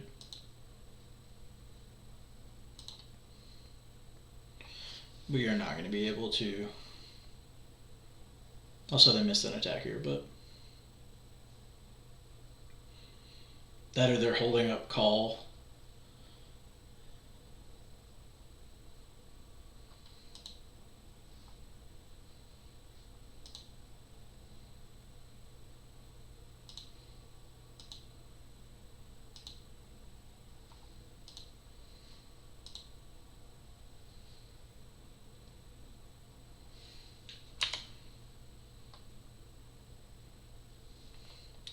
So we need to find lands. We kind of want to find some removal. So I think we're going to go scout into Seasoned Pyromancer and ditch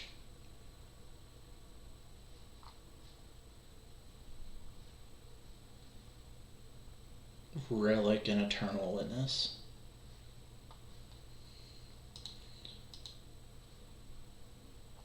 Or undo, hold on.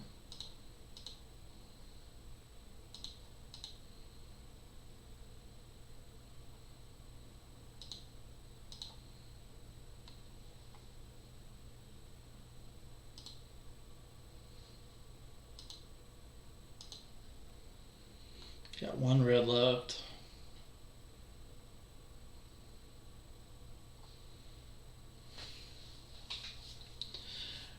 Got to Mythic last year, but haven't put as much time into Magic recently. I just can't sit there that long right now. Right now, I watch streams and bursts between finding something to watch on TV. Yeah, I've been watching a lot of streams just because I've been kind of desk bound with my job. So a lot of times I'm just watching streams, and then I feel like I've watched everything on Netflix already. So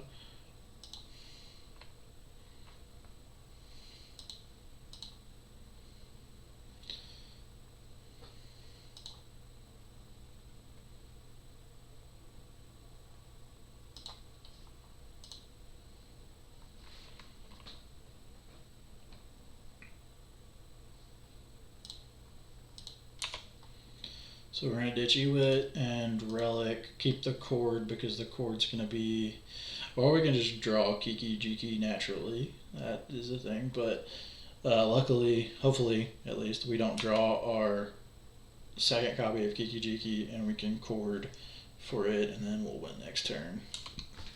If not, we're going to be having to find a red land before we can win.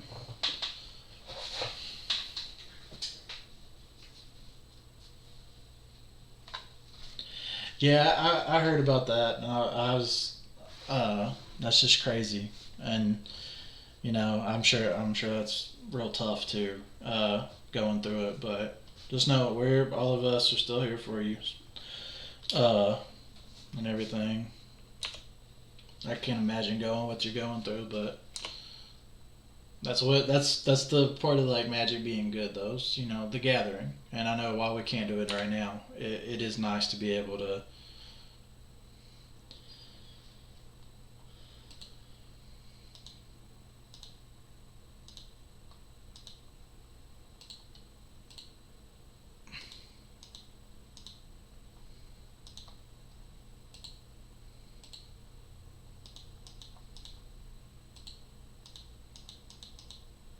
Oh, okay. I was like, why is this not working? So yeah, we're gonna stop on our turn so that we don't draw our Kiki Jiki.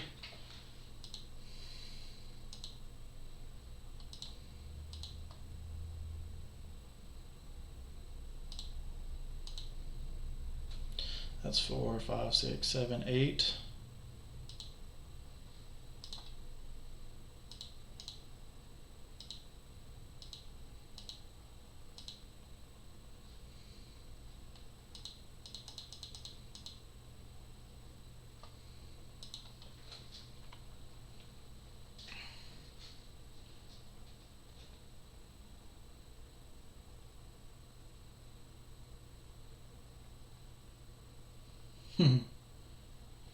Yeah, I'd love to see you at the pre-release for sure. I'm excited about it because the set actually seems like pretty interesting as a limited format.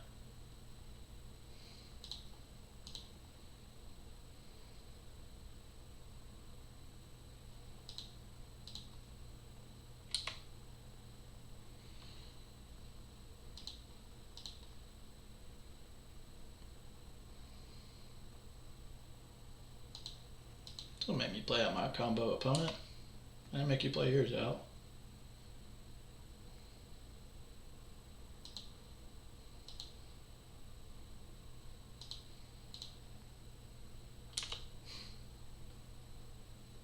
No respect between combo players.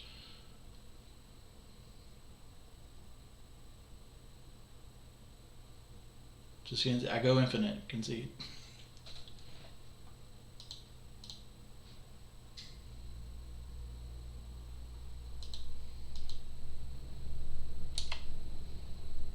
Yeah, there we go. Yay, opponent. Good man. Person.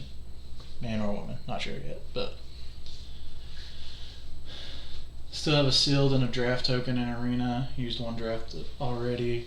I'll have to use those before the Stars event closes for practice. Yeah. I haven't been on Arena the only thing I've played on Arena since the new set has been I played a little bit of the new Tumor Reclamation deck with the Sharknado card. And the Sharknado card is one busted in standard. Like that card is so good in with the Wilderness Reclamation deck. Because like worst case scenario, you're like playing this fair game and you're just like take a turn off late in the game after you've kind of settled the board up a little bit and you're just like, oh, play this, and the next thing you know, like you just start casting your spells and making flying sharks.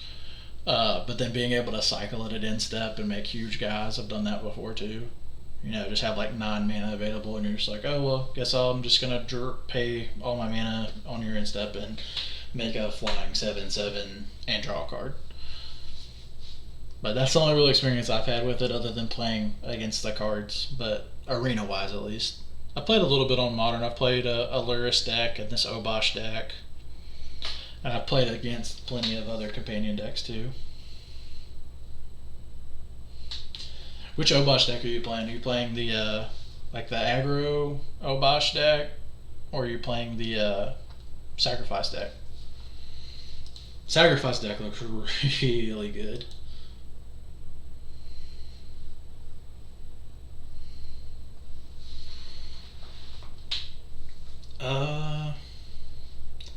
This game has a lot of interaction, which I like that it has interaction. So that's definitely a plus. But we're not really doing much unless we're drawing to an evolution or a Kiki.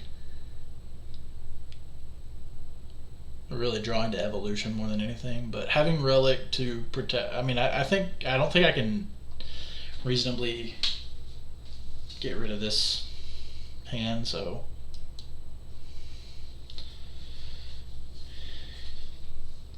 Oh yeah, like the math required in that deck is absolutely nuts. Like just like because out of nowhere you can just deal like 14 damage and not even attack, and then you have to see what attacks you have too. Because if you have attacks, then it might even like triple your damage. No, Obosh is dumb. Like I Obosh in Modern's actually pretty dumb, from my experience.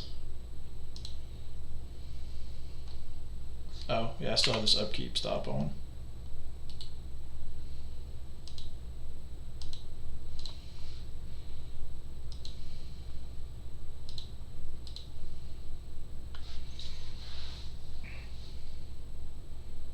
So I don't think I care about Noble as much here.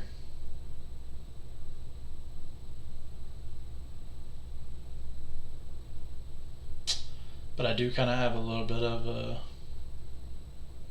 I think I'm going to go ahead and play Relic out here so that I use my mana.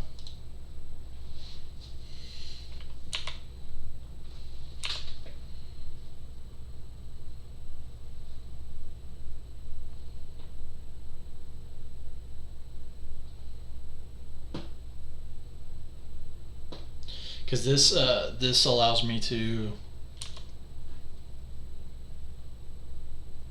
bolt the Druid next turn if they have it here, and be able to play around if they have a postmortem launch.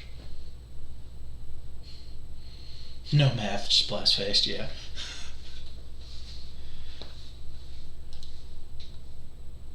That's probably one of my biggest problems with playing online. Is that is so much my mentality.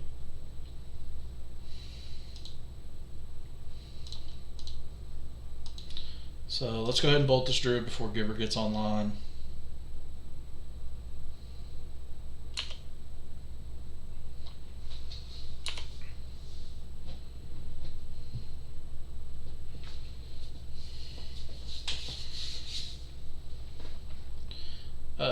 Forge Tender. That's annoying.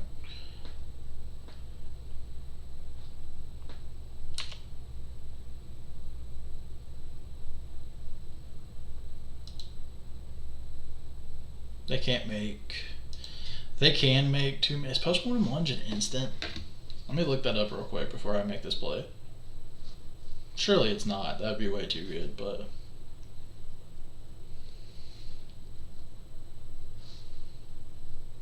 No, Postmortem Lunge is a sorcery. So we can go ahead and activate here.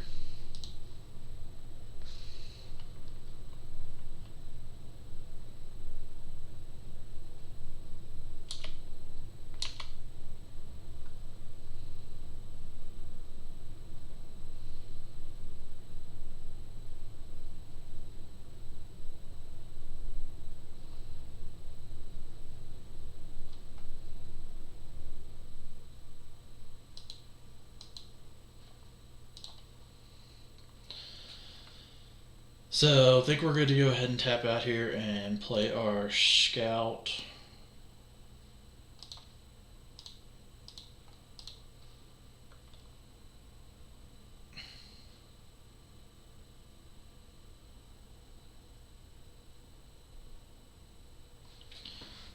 We need to draw into something pretty good here, but I think we have the game pretty well under control.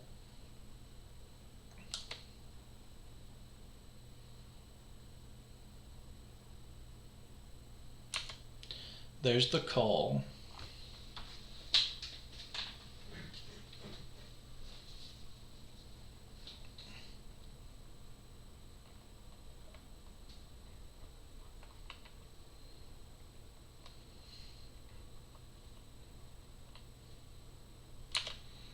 Gets the devoted druid.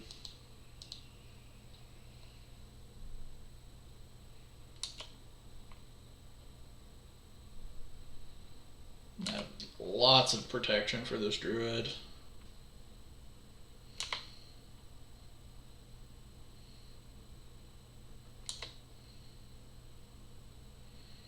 We draw a land.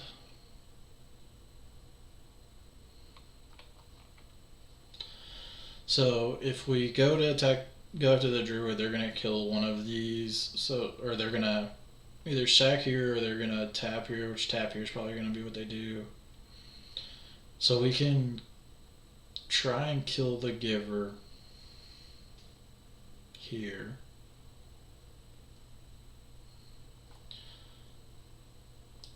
I'm gonna go ahead and sack this Relic of Progenitus and see what we can draw.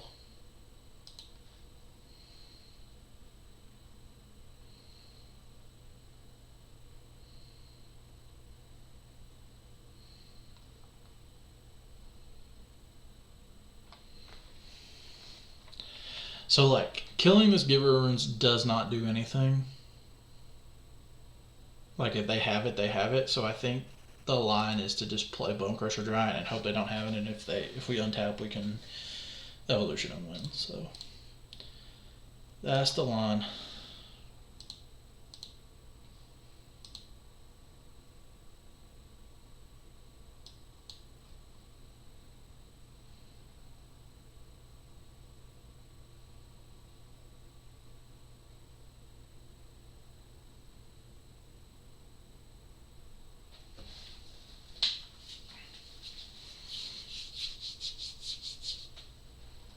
All right. No attacking for us. I'm not gonna look.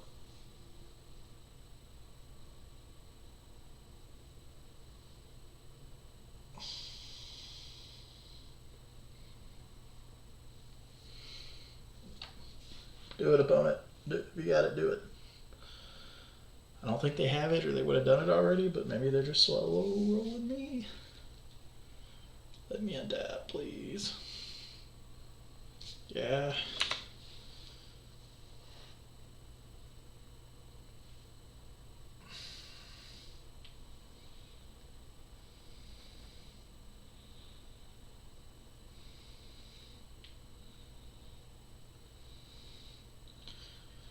Okay, finale for 2. Did they have the follow-up? Come on, bluff it with no follow-up. Oh, Recruiter.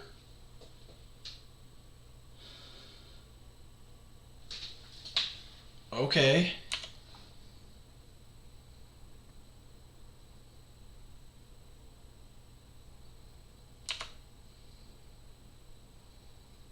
So we win?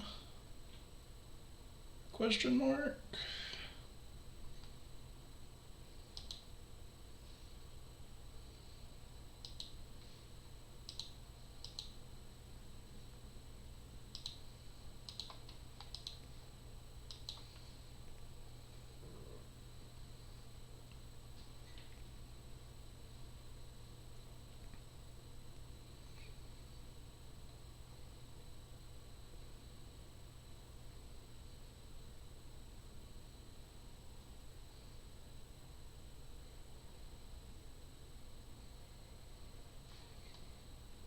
Kiki Jiki.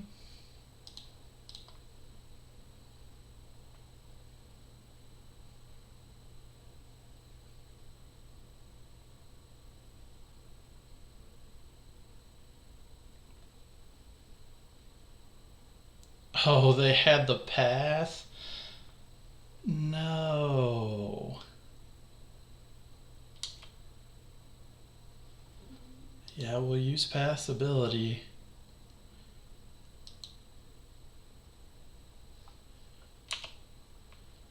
So we have an extra scout guy.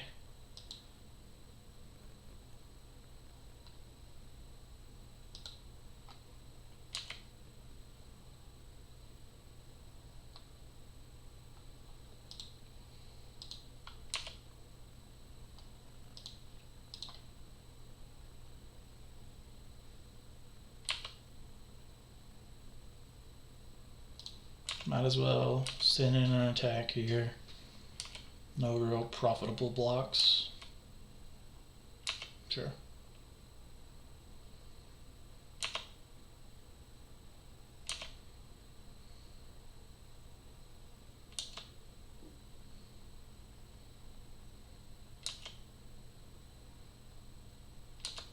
Oh, I thought we had them.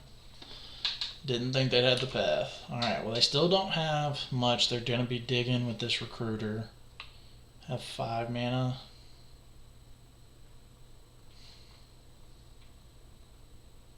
Is that Coco? Oh, they had the other finale. They just top decked the other finale too? Because if they already had it, they would have had to have, yeah. Yeah. That was a close one.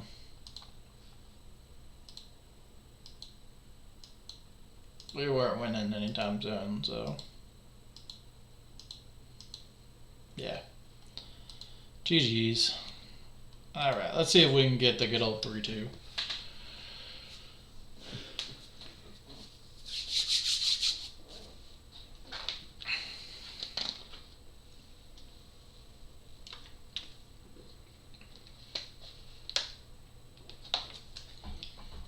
We'll say though, like, you know, that's a very good deck that's at the top of the meta right now, and we're pretty much equal to it, in my opinion. Match felt very even, and, you know, just very dependent on, does opponent have the ability to answer our combo, and do we have the ability to answer theirs? They're obviously a little bit more consistent at getting their combo because of Luris, so they can grind through our little bit of removal, but and the postmortem line jobs, obviously, but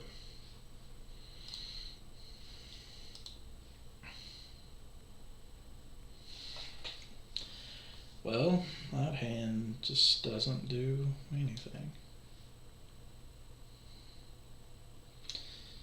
This hand doesn't do much either, but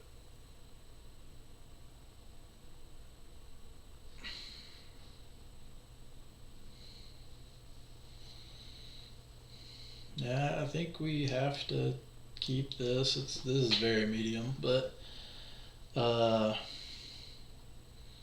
just to keep our life total high.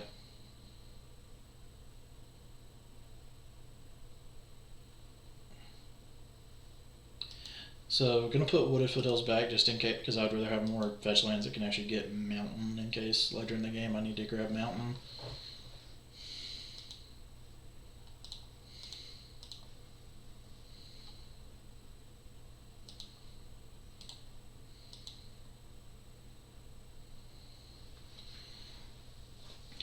So we can keep this one because it's likely going to fetch either Forest or Stomping Ground anyway.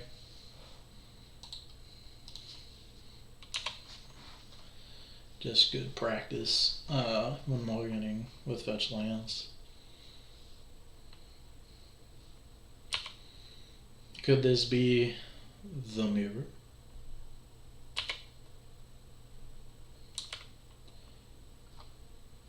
They don't have a companion though, so they're not as cool as me.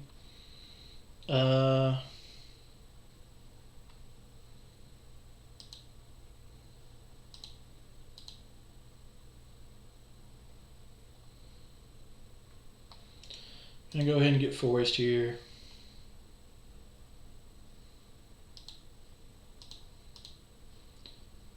And play Eternal Witness and get back our Windswept Heath.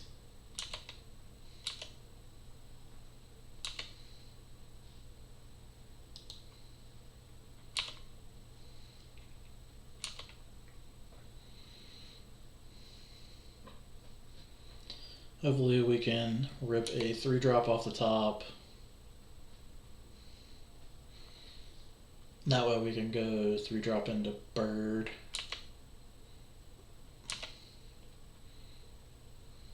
But we get a forest.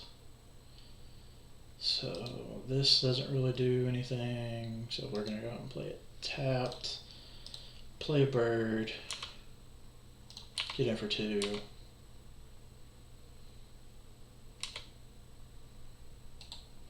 And then we'll pass. Next turn we have Obosh plus Bolt if we want it. Seasoned Pyromancer.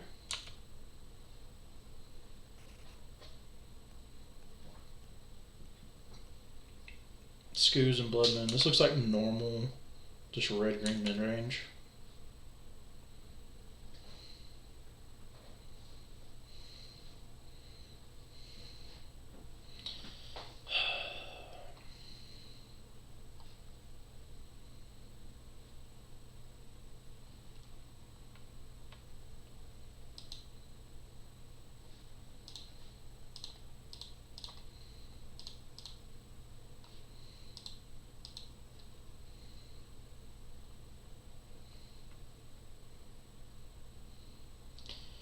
Don't have good attacks here. So we'll probably just hold up.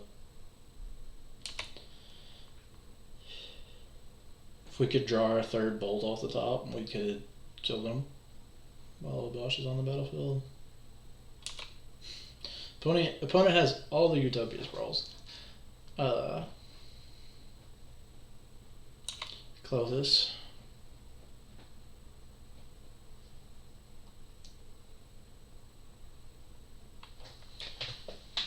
One, two, three, four, 5, 6, 7. Yeah, exactly.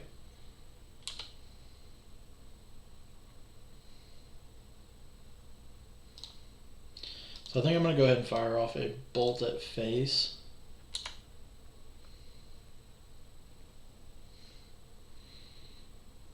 Okay, that was a pretty good draw.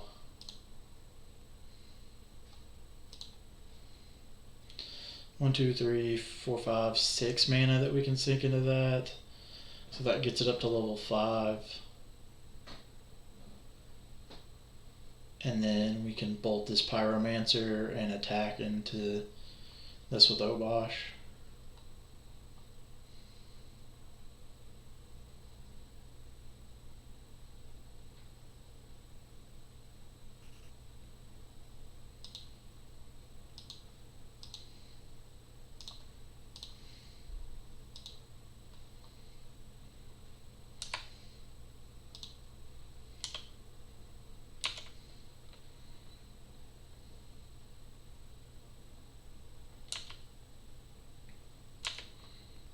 Yeah, they'll jump here. Then we can play Hex Drinker.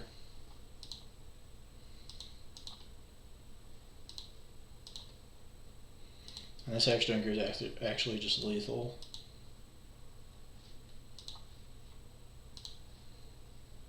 As long as Obosh stays on the battlefield. Yeah. Now it's not. Glorybringer is good.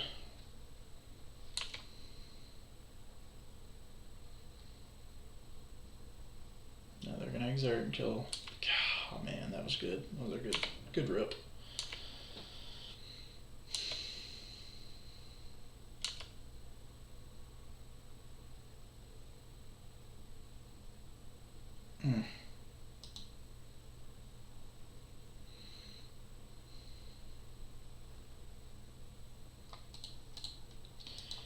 No good attacks here, so gonna have to ship.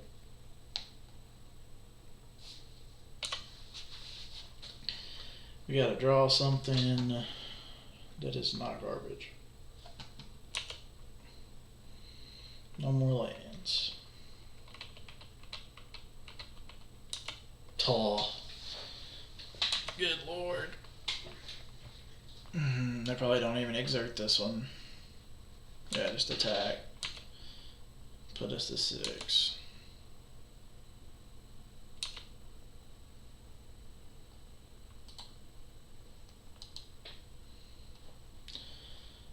Yep. That was brutal.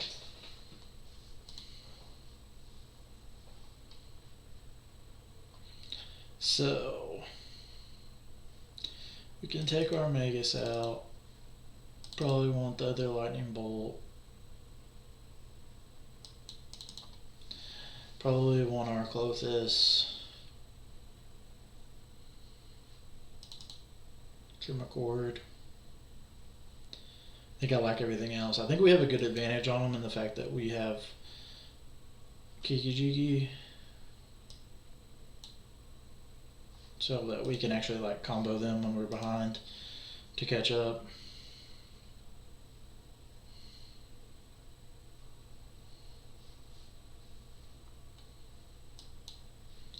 So yeah, this is a turn 2 Clothis into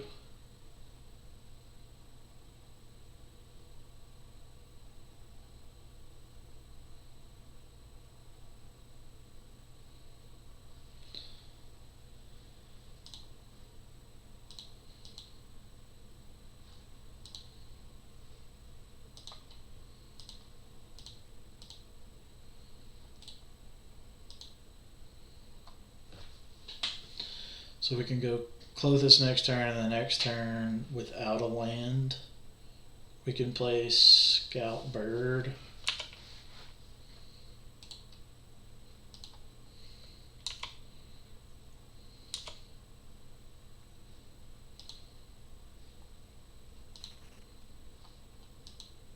Gotta tap this first.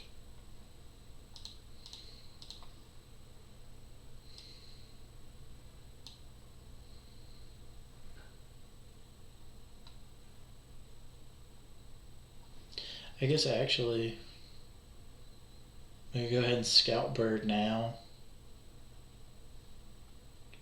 And that gives us 3, 4, 5 mana. So we can have Clothis plus Bone Crusher or plus Stomp. And this is probably a better attacker.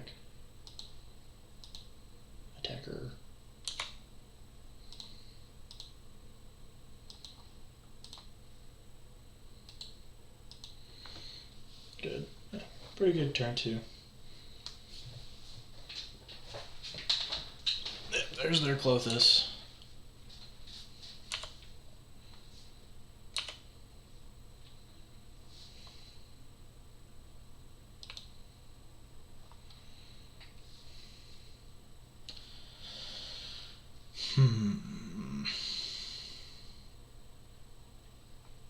We're 1 mana off from being able to just kill them.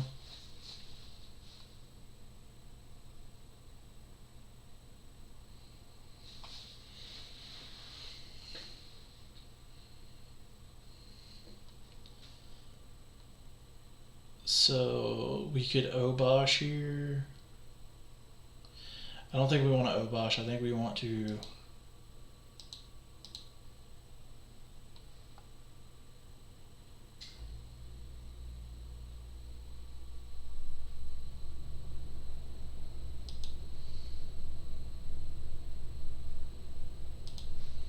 stomp them.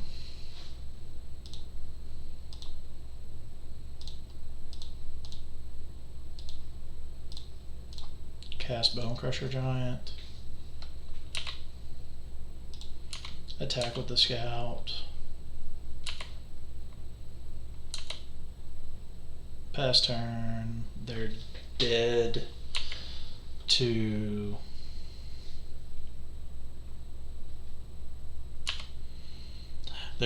Obosh or Eldritch Evolution. So this will be interesting to see what they kill here.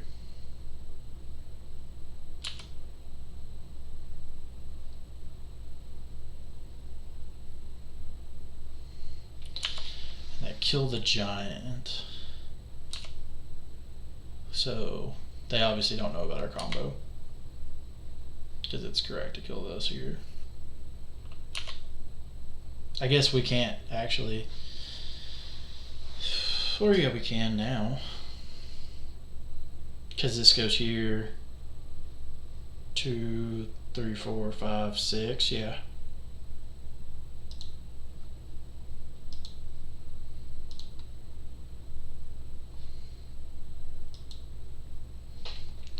So we make green, green.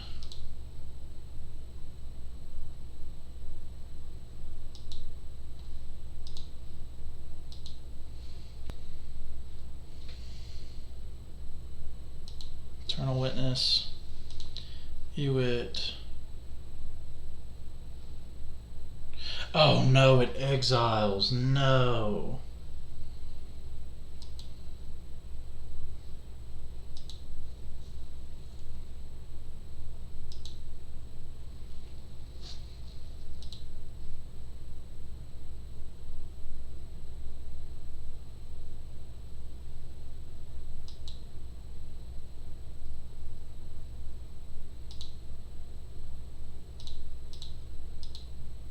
That was a punt. Should have read my cards. Yeah.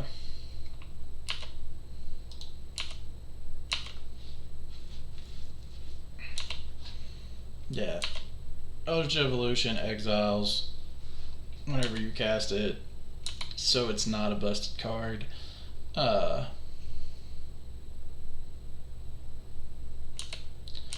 there's a Bloodbraid Elf into Arbor Elf. Okay, so I think we're still fine here.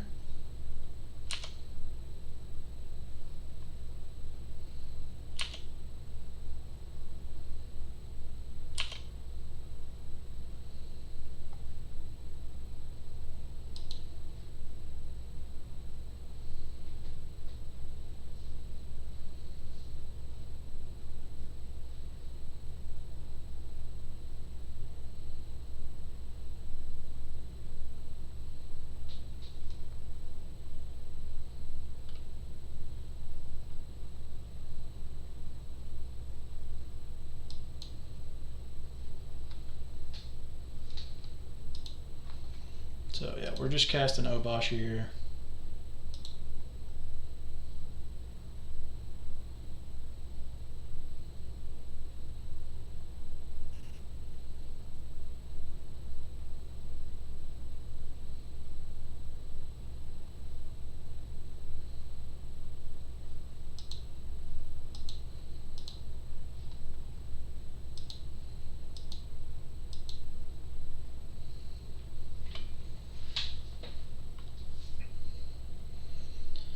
So here we're gonna be,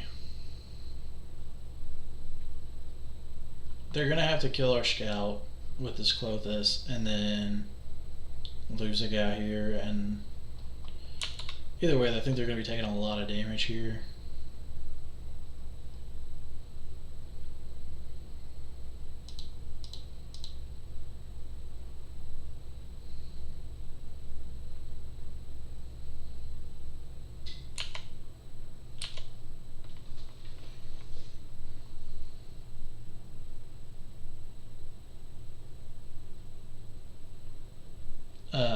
This attack's fine because they have to block, so yeah, we'll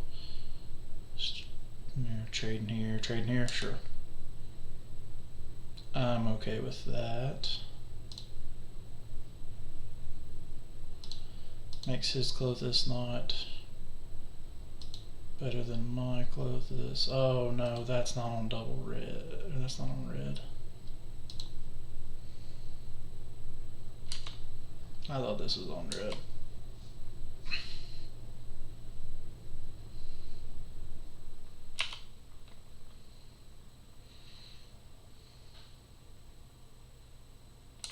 That's fine. Couldn't have done anything anyway, but could have. I guess I could have got in for 2 damage.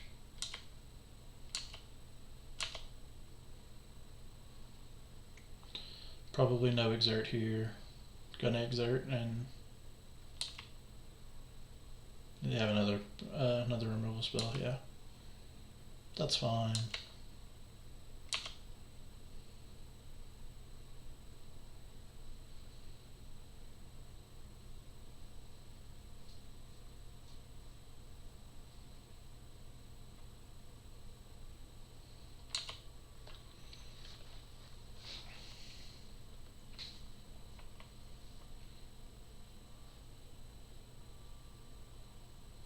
So we got 3, or 4, 5, 6 mana next turn, so we can play both of these out.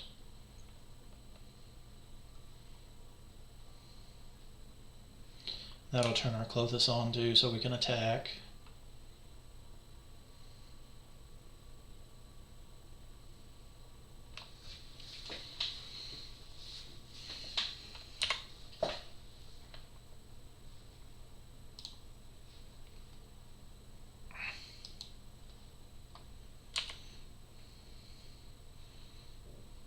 We gotta eat so that we don't die to a combination of many things, but like second Glorybringer, plus Clothis, Clothis plus Bolt, lots of different things. Clothis but plus Eternal Witness.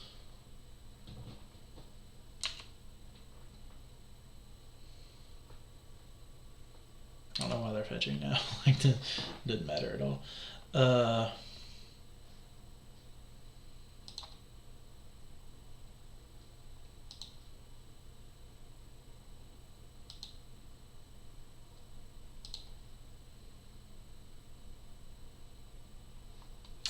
Okay, so we actually do have this was exerted last turn, so maybe we want to just, I want to get in with Clothis though, because we have the option to, because I think if we get in with Clothis, we put them to 7 and have this board, I don't think they can win.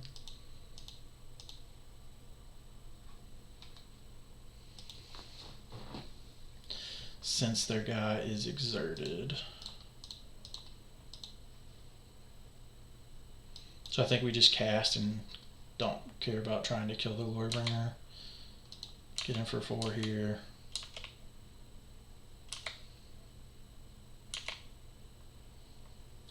I don't think they have a draw that kills us here. If they do, it'd have to be something pretty good.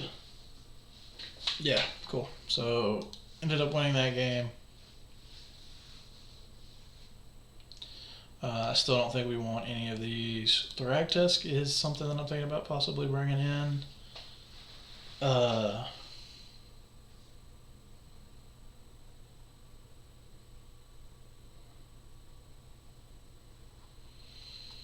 Just to help gain a little bit of life and Clothis too. And we could probably bring these in over like Eternal Witness and play just Eternal Witness period. Like, this game gets grindy, yes, but I haven't found a lot of times where I'm just like all in on trying to get Eternal Witness.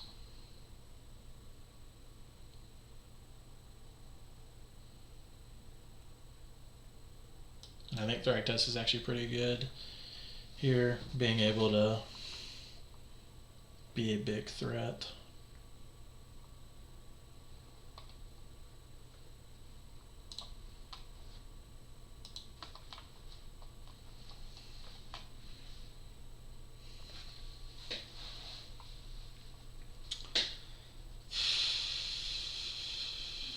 This hand's like hard medium, doesn't really do much. I think I want to mull it for something a little bit better. Yeah, okay. Now this hand I like a lot.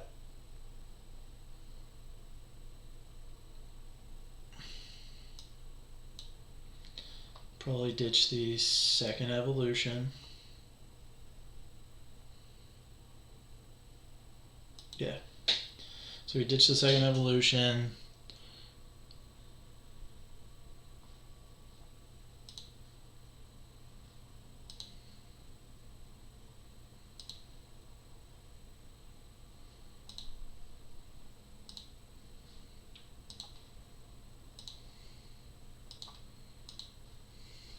So if we draw a Utopia Sprawl here, we actually just went on turn 3.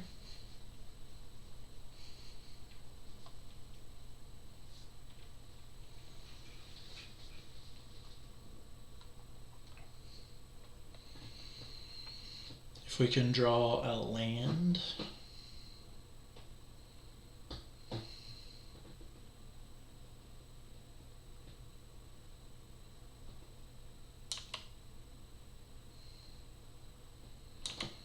Second Arbor Elf. Bolt my Arbor Elf. That was good.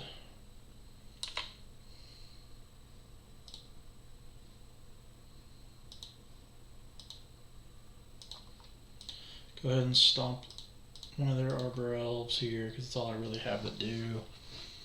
Next turn we might be able to bolt one of them. We need to draw, we're really needing to draw land here.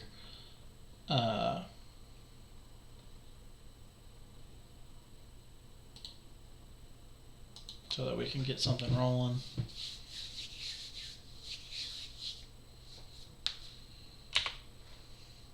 Just gonna get in for one. This is good for us. They're missing on lands. Okay, that's great. So here we can go ahead and play our Bone Crusher. So there's an argument here to play the Bone Crusher, and there's another argument to just go ahead and bolt this Arbor Elf, because if they draw another land, they'll be able to play stuff. But I think that, you know,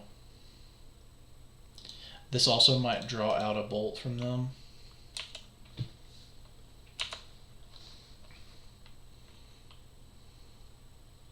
But I feel like their hand's probably, because we're playing similar decks, I figure like their hand's probably full of 3-drops that they're just trying to cast.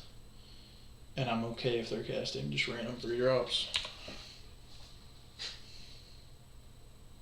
Yeah, Clothis is fine.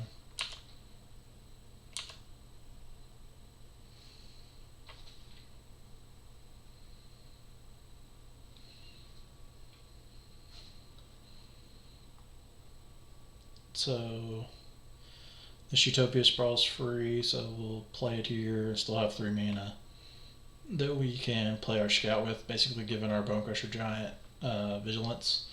And then next turn we'll evolution the giant for a Kiki and should be able to win the game there.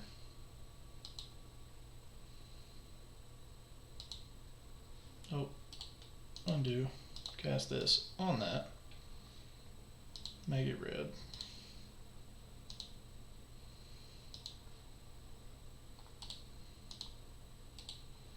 What am I doing?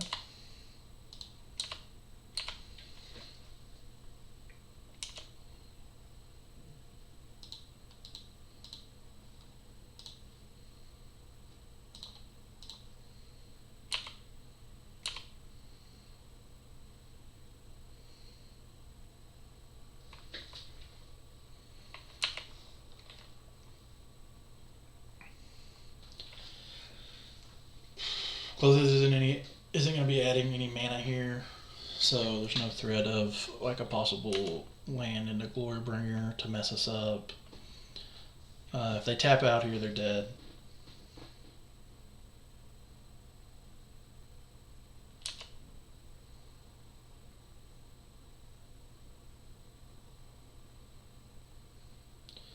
Sweltering Suns, okay.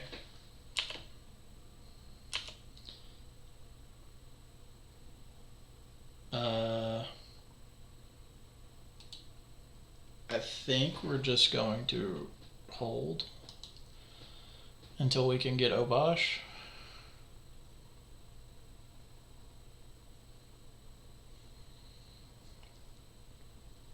Because if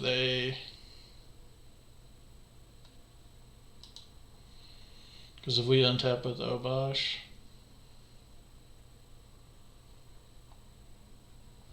Domri's pretty solid.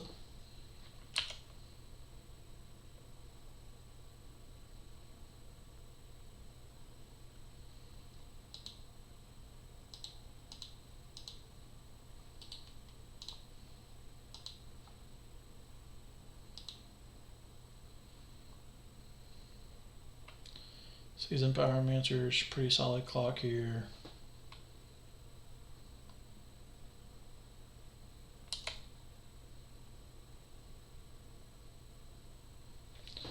So we can keep an evolution, we can turn this into a Glorybringer.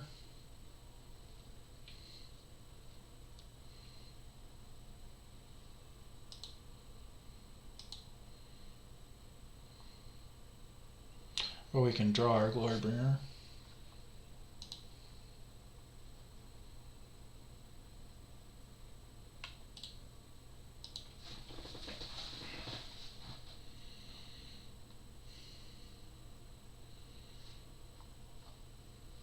Yeah, eats the Kiki Jiki.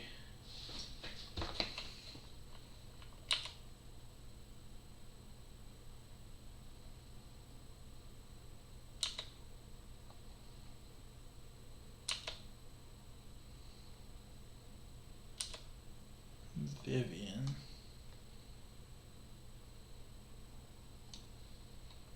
So she's gonna make a 3/3 green beast.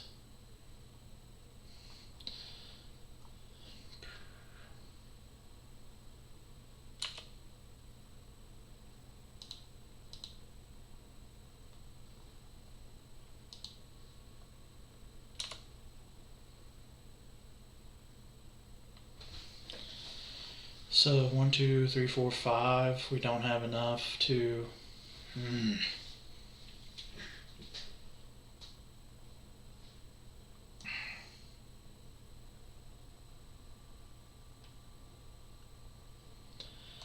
I don't think I can leave this Vivian here. So I think it has to just be Glorybringer, Exert. We can bolt this, kill the Vivian, but then if they play a creature, they can just kill this with the fight. Of course, then we can trade with the Glorybringer back. So maybe, I think that's probably the best line.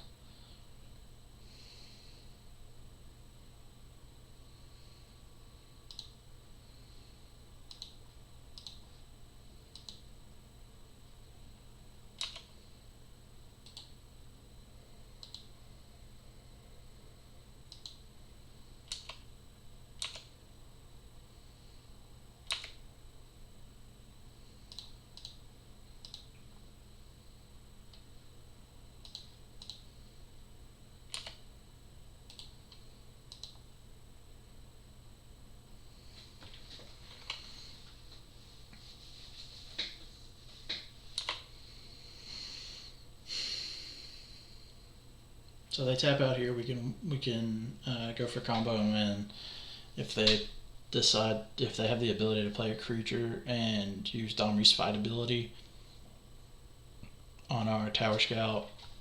Then we can slam Glorybringer, clear the Domri, and get rid of the creature. So there's a tracker. We might have these fight. I'd be surprised if he didn't have these fight right now. Oh, he's gonna have it fight this one. Relic. Cool, so we win. GG's.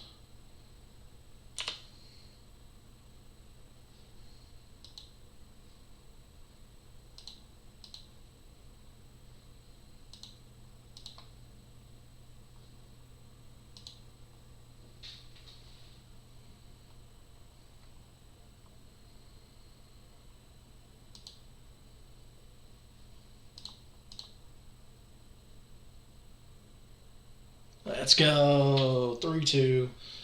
Not bad for our first Tuesday Brews Day.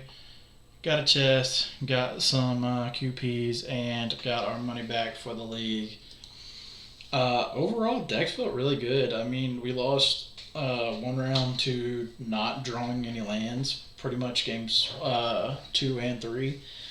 And then we lost our other game really close in a creature combo mirror where, you know, they just had the pieces of interaction when they needed to have it, and then they had their combo through our interaction in game 1. Deck list felt pretty good. I mean, obviously there are some times where you're going to just, because you're playing 10 mana guys, you're going to need to hope that you find your second land. But once you have 2 lands, you're pretty solid in this deck. as long as you have some mana production here. There's an argument that you could make for maybe like third bird or something. But I liked having everything in here. Obviously, this is a little bit less now that I know how Eldritch Evolution works, because I read the card. I haven't been impressed with Chord of Calling at all, so I could very easily see shaving one of these chords for another bird or something, because I noticed myself shaving Chord a lot post board, just because it just wasn't that impressive. We don't have one of the most important things for Chord decks, in my experience, which is Wall of Roots. And Wall of Roots.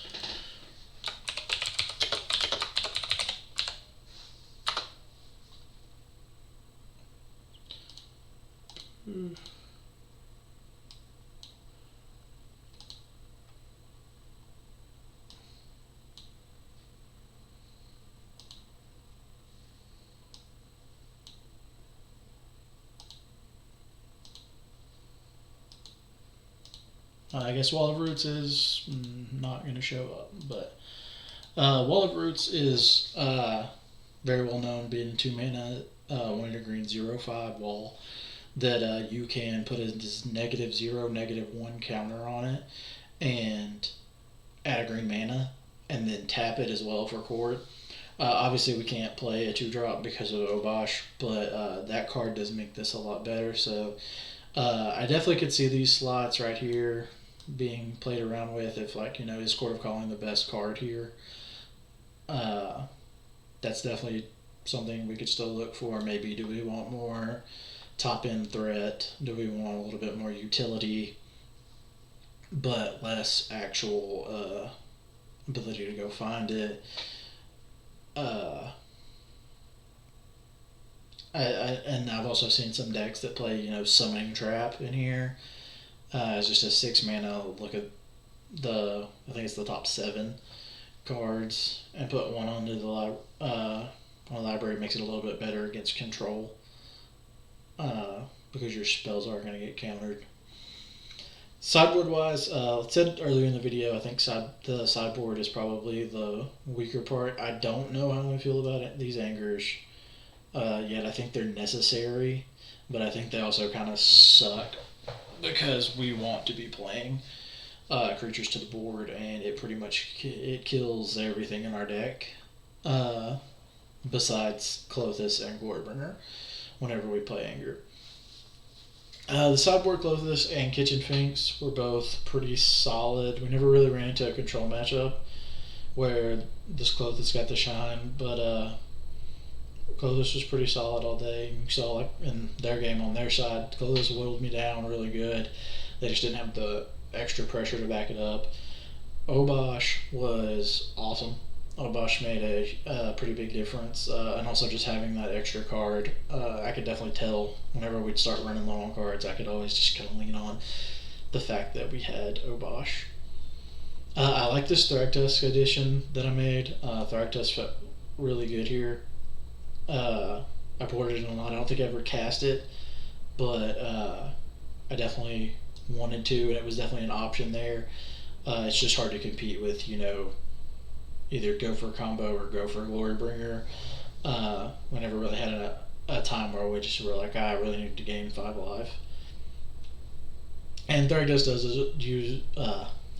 lose a little bit of value here, compared to other Kiki decks that were playing, like Resto, or even the Saheeli versions that are going to be playing Veladar Guardian. Overall, the deck felt pretty good. This just felt pretty solid. This deck's not very expensive, as you can see. Lots of forests and a mountain, couple shocks, but and then the cheapest fetch lands you can get in green. Wooded Foothills are a little pricey depending on your price range. One Swept Cecil are pretty affordable though, and then one Firelit Thicket, because why not? This card's just in here mainly to help cast Kiki Jiki, because the triple red is kind of difficult, and occasionally being able to cast Chord of Calling if that comes into play. But No, overall, deck felt good. Bone Crusher Giant felt awesome. I was actually surprised by how decently good this card was. Like on the front end, you look at it, it's kind of like, oh, just untaps target creature. Doesn't seem very good. It just kind of looks. It almost looks like you're going to be playing a vanilla 3/3 that if you have Kiki, it's actually good. But a lot of times, getting to play this card after having Arbor Elf Utopia Sprawl, that would make 4 mana. This can make it make 6 and play another 3-drop, or being able to play this to add 2 mana that gives you your extra little bit of mana to cast Kiki or to cast Glorybringer, or to be able to cast a Court of Calling by tapping like basically adding 3 mana by just because it can tap for a Court of Calling, and it's giving you an extra 2 mana off of your Arbor Elf. So almost being free with a Court of Calling. And things like that. Also, the pseudo vigilance part comes in every now and then, where you can prevent a small attack early in the game. But no, I was overall pretty impressed with this deck. Definitely going to revisit it in the coming weeks. Next week, we got something pretty special. It's going to be a good old 80 card, believe it's Sahili, Cat, Yorion, Kiki deck with a little bit of, it might even throw some Nahiri action in there. We're still working on the final list, but looks like it's going to be pretty fun. Sticking with the companion theme. So this was our Obosh deck. Next week we'll probably try out Yorion. We'll also be back on stream Thursday trying out our luck in the Legacy Super Q. That's going to be at 9 o'clock. Should be streaming that all day, but if anything changes, check it out on the Twitter account that you can follow at SearchEasyToGreat. Remember GR8. And you can also check this out on YouTube under the same name. We'll have videos from all of our things that go on the stream, as well as we have some stuff from before we got the stream set up.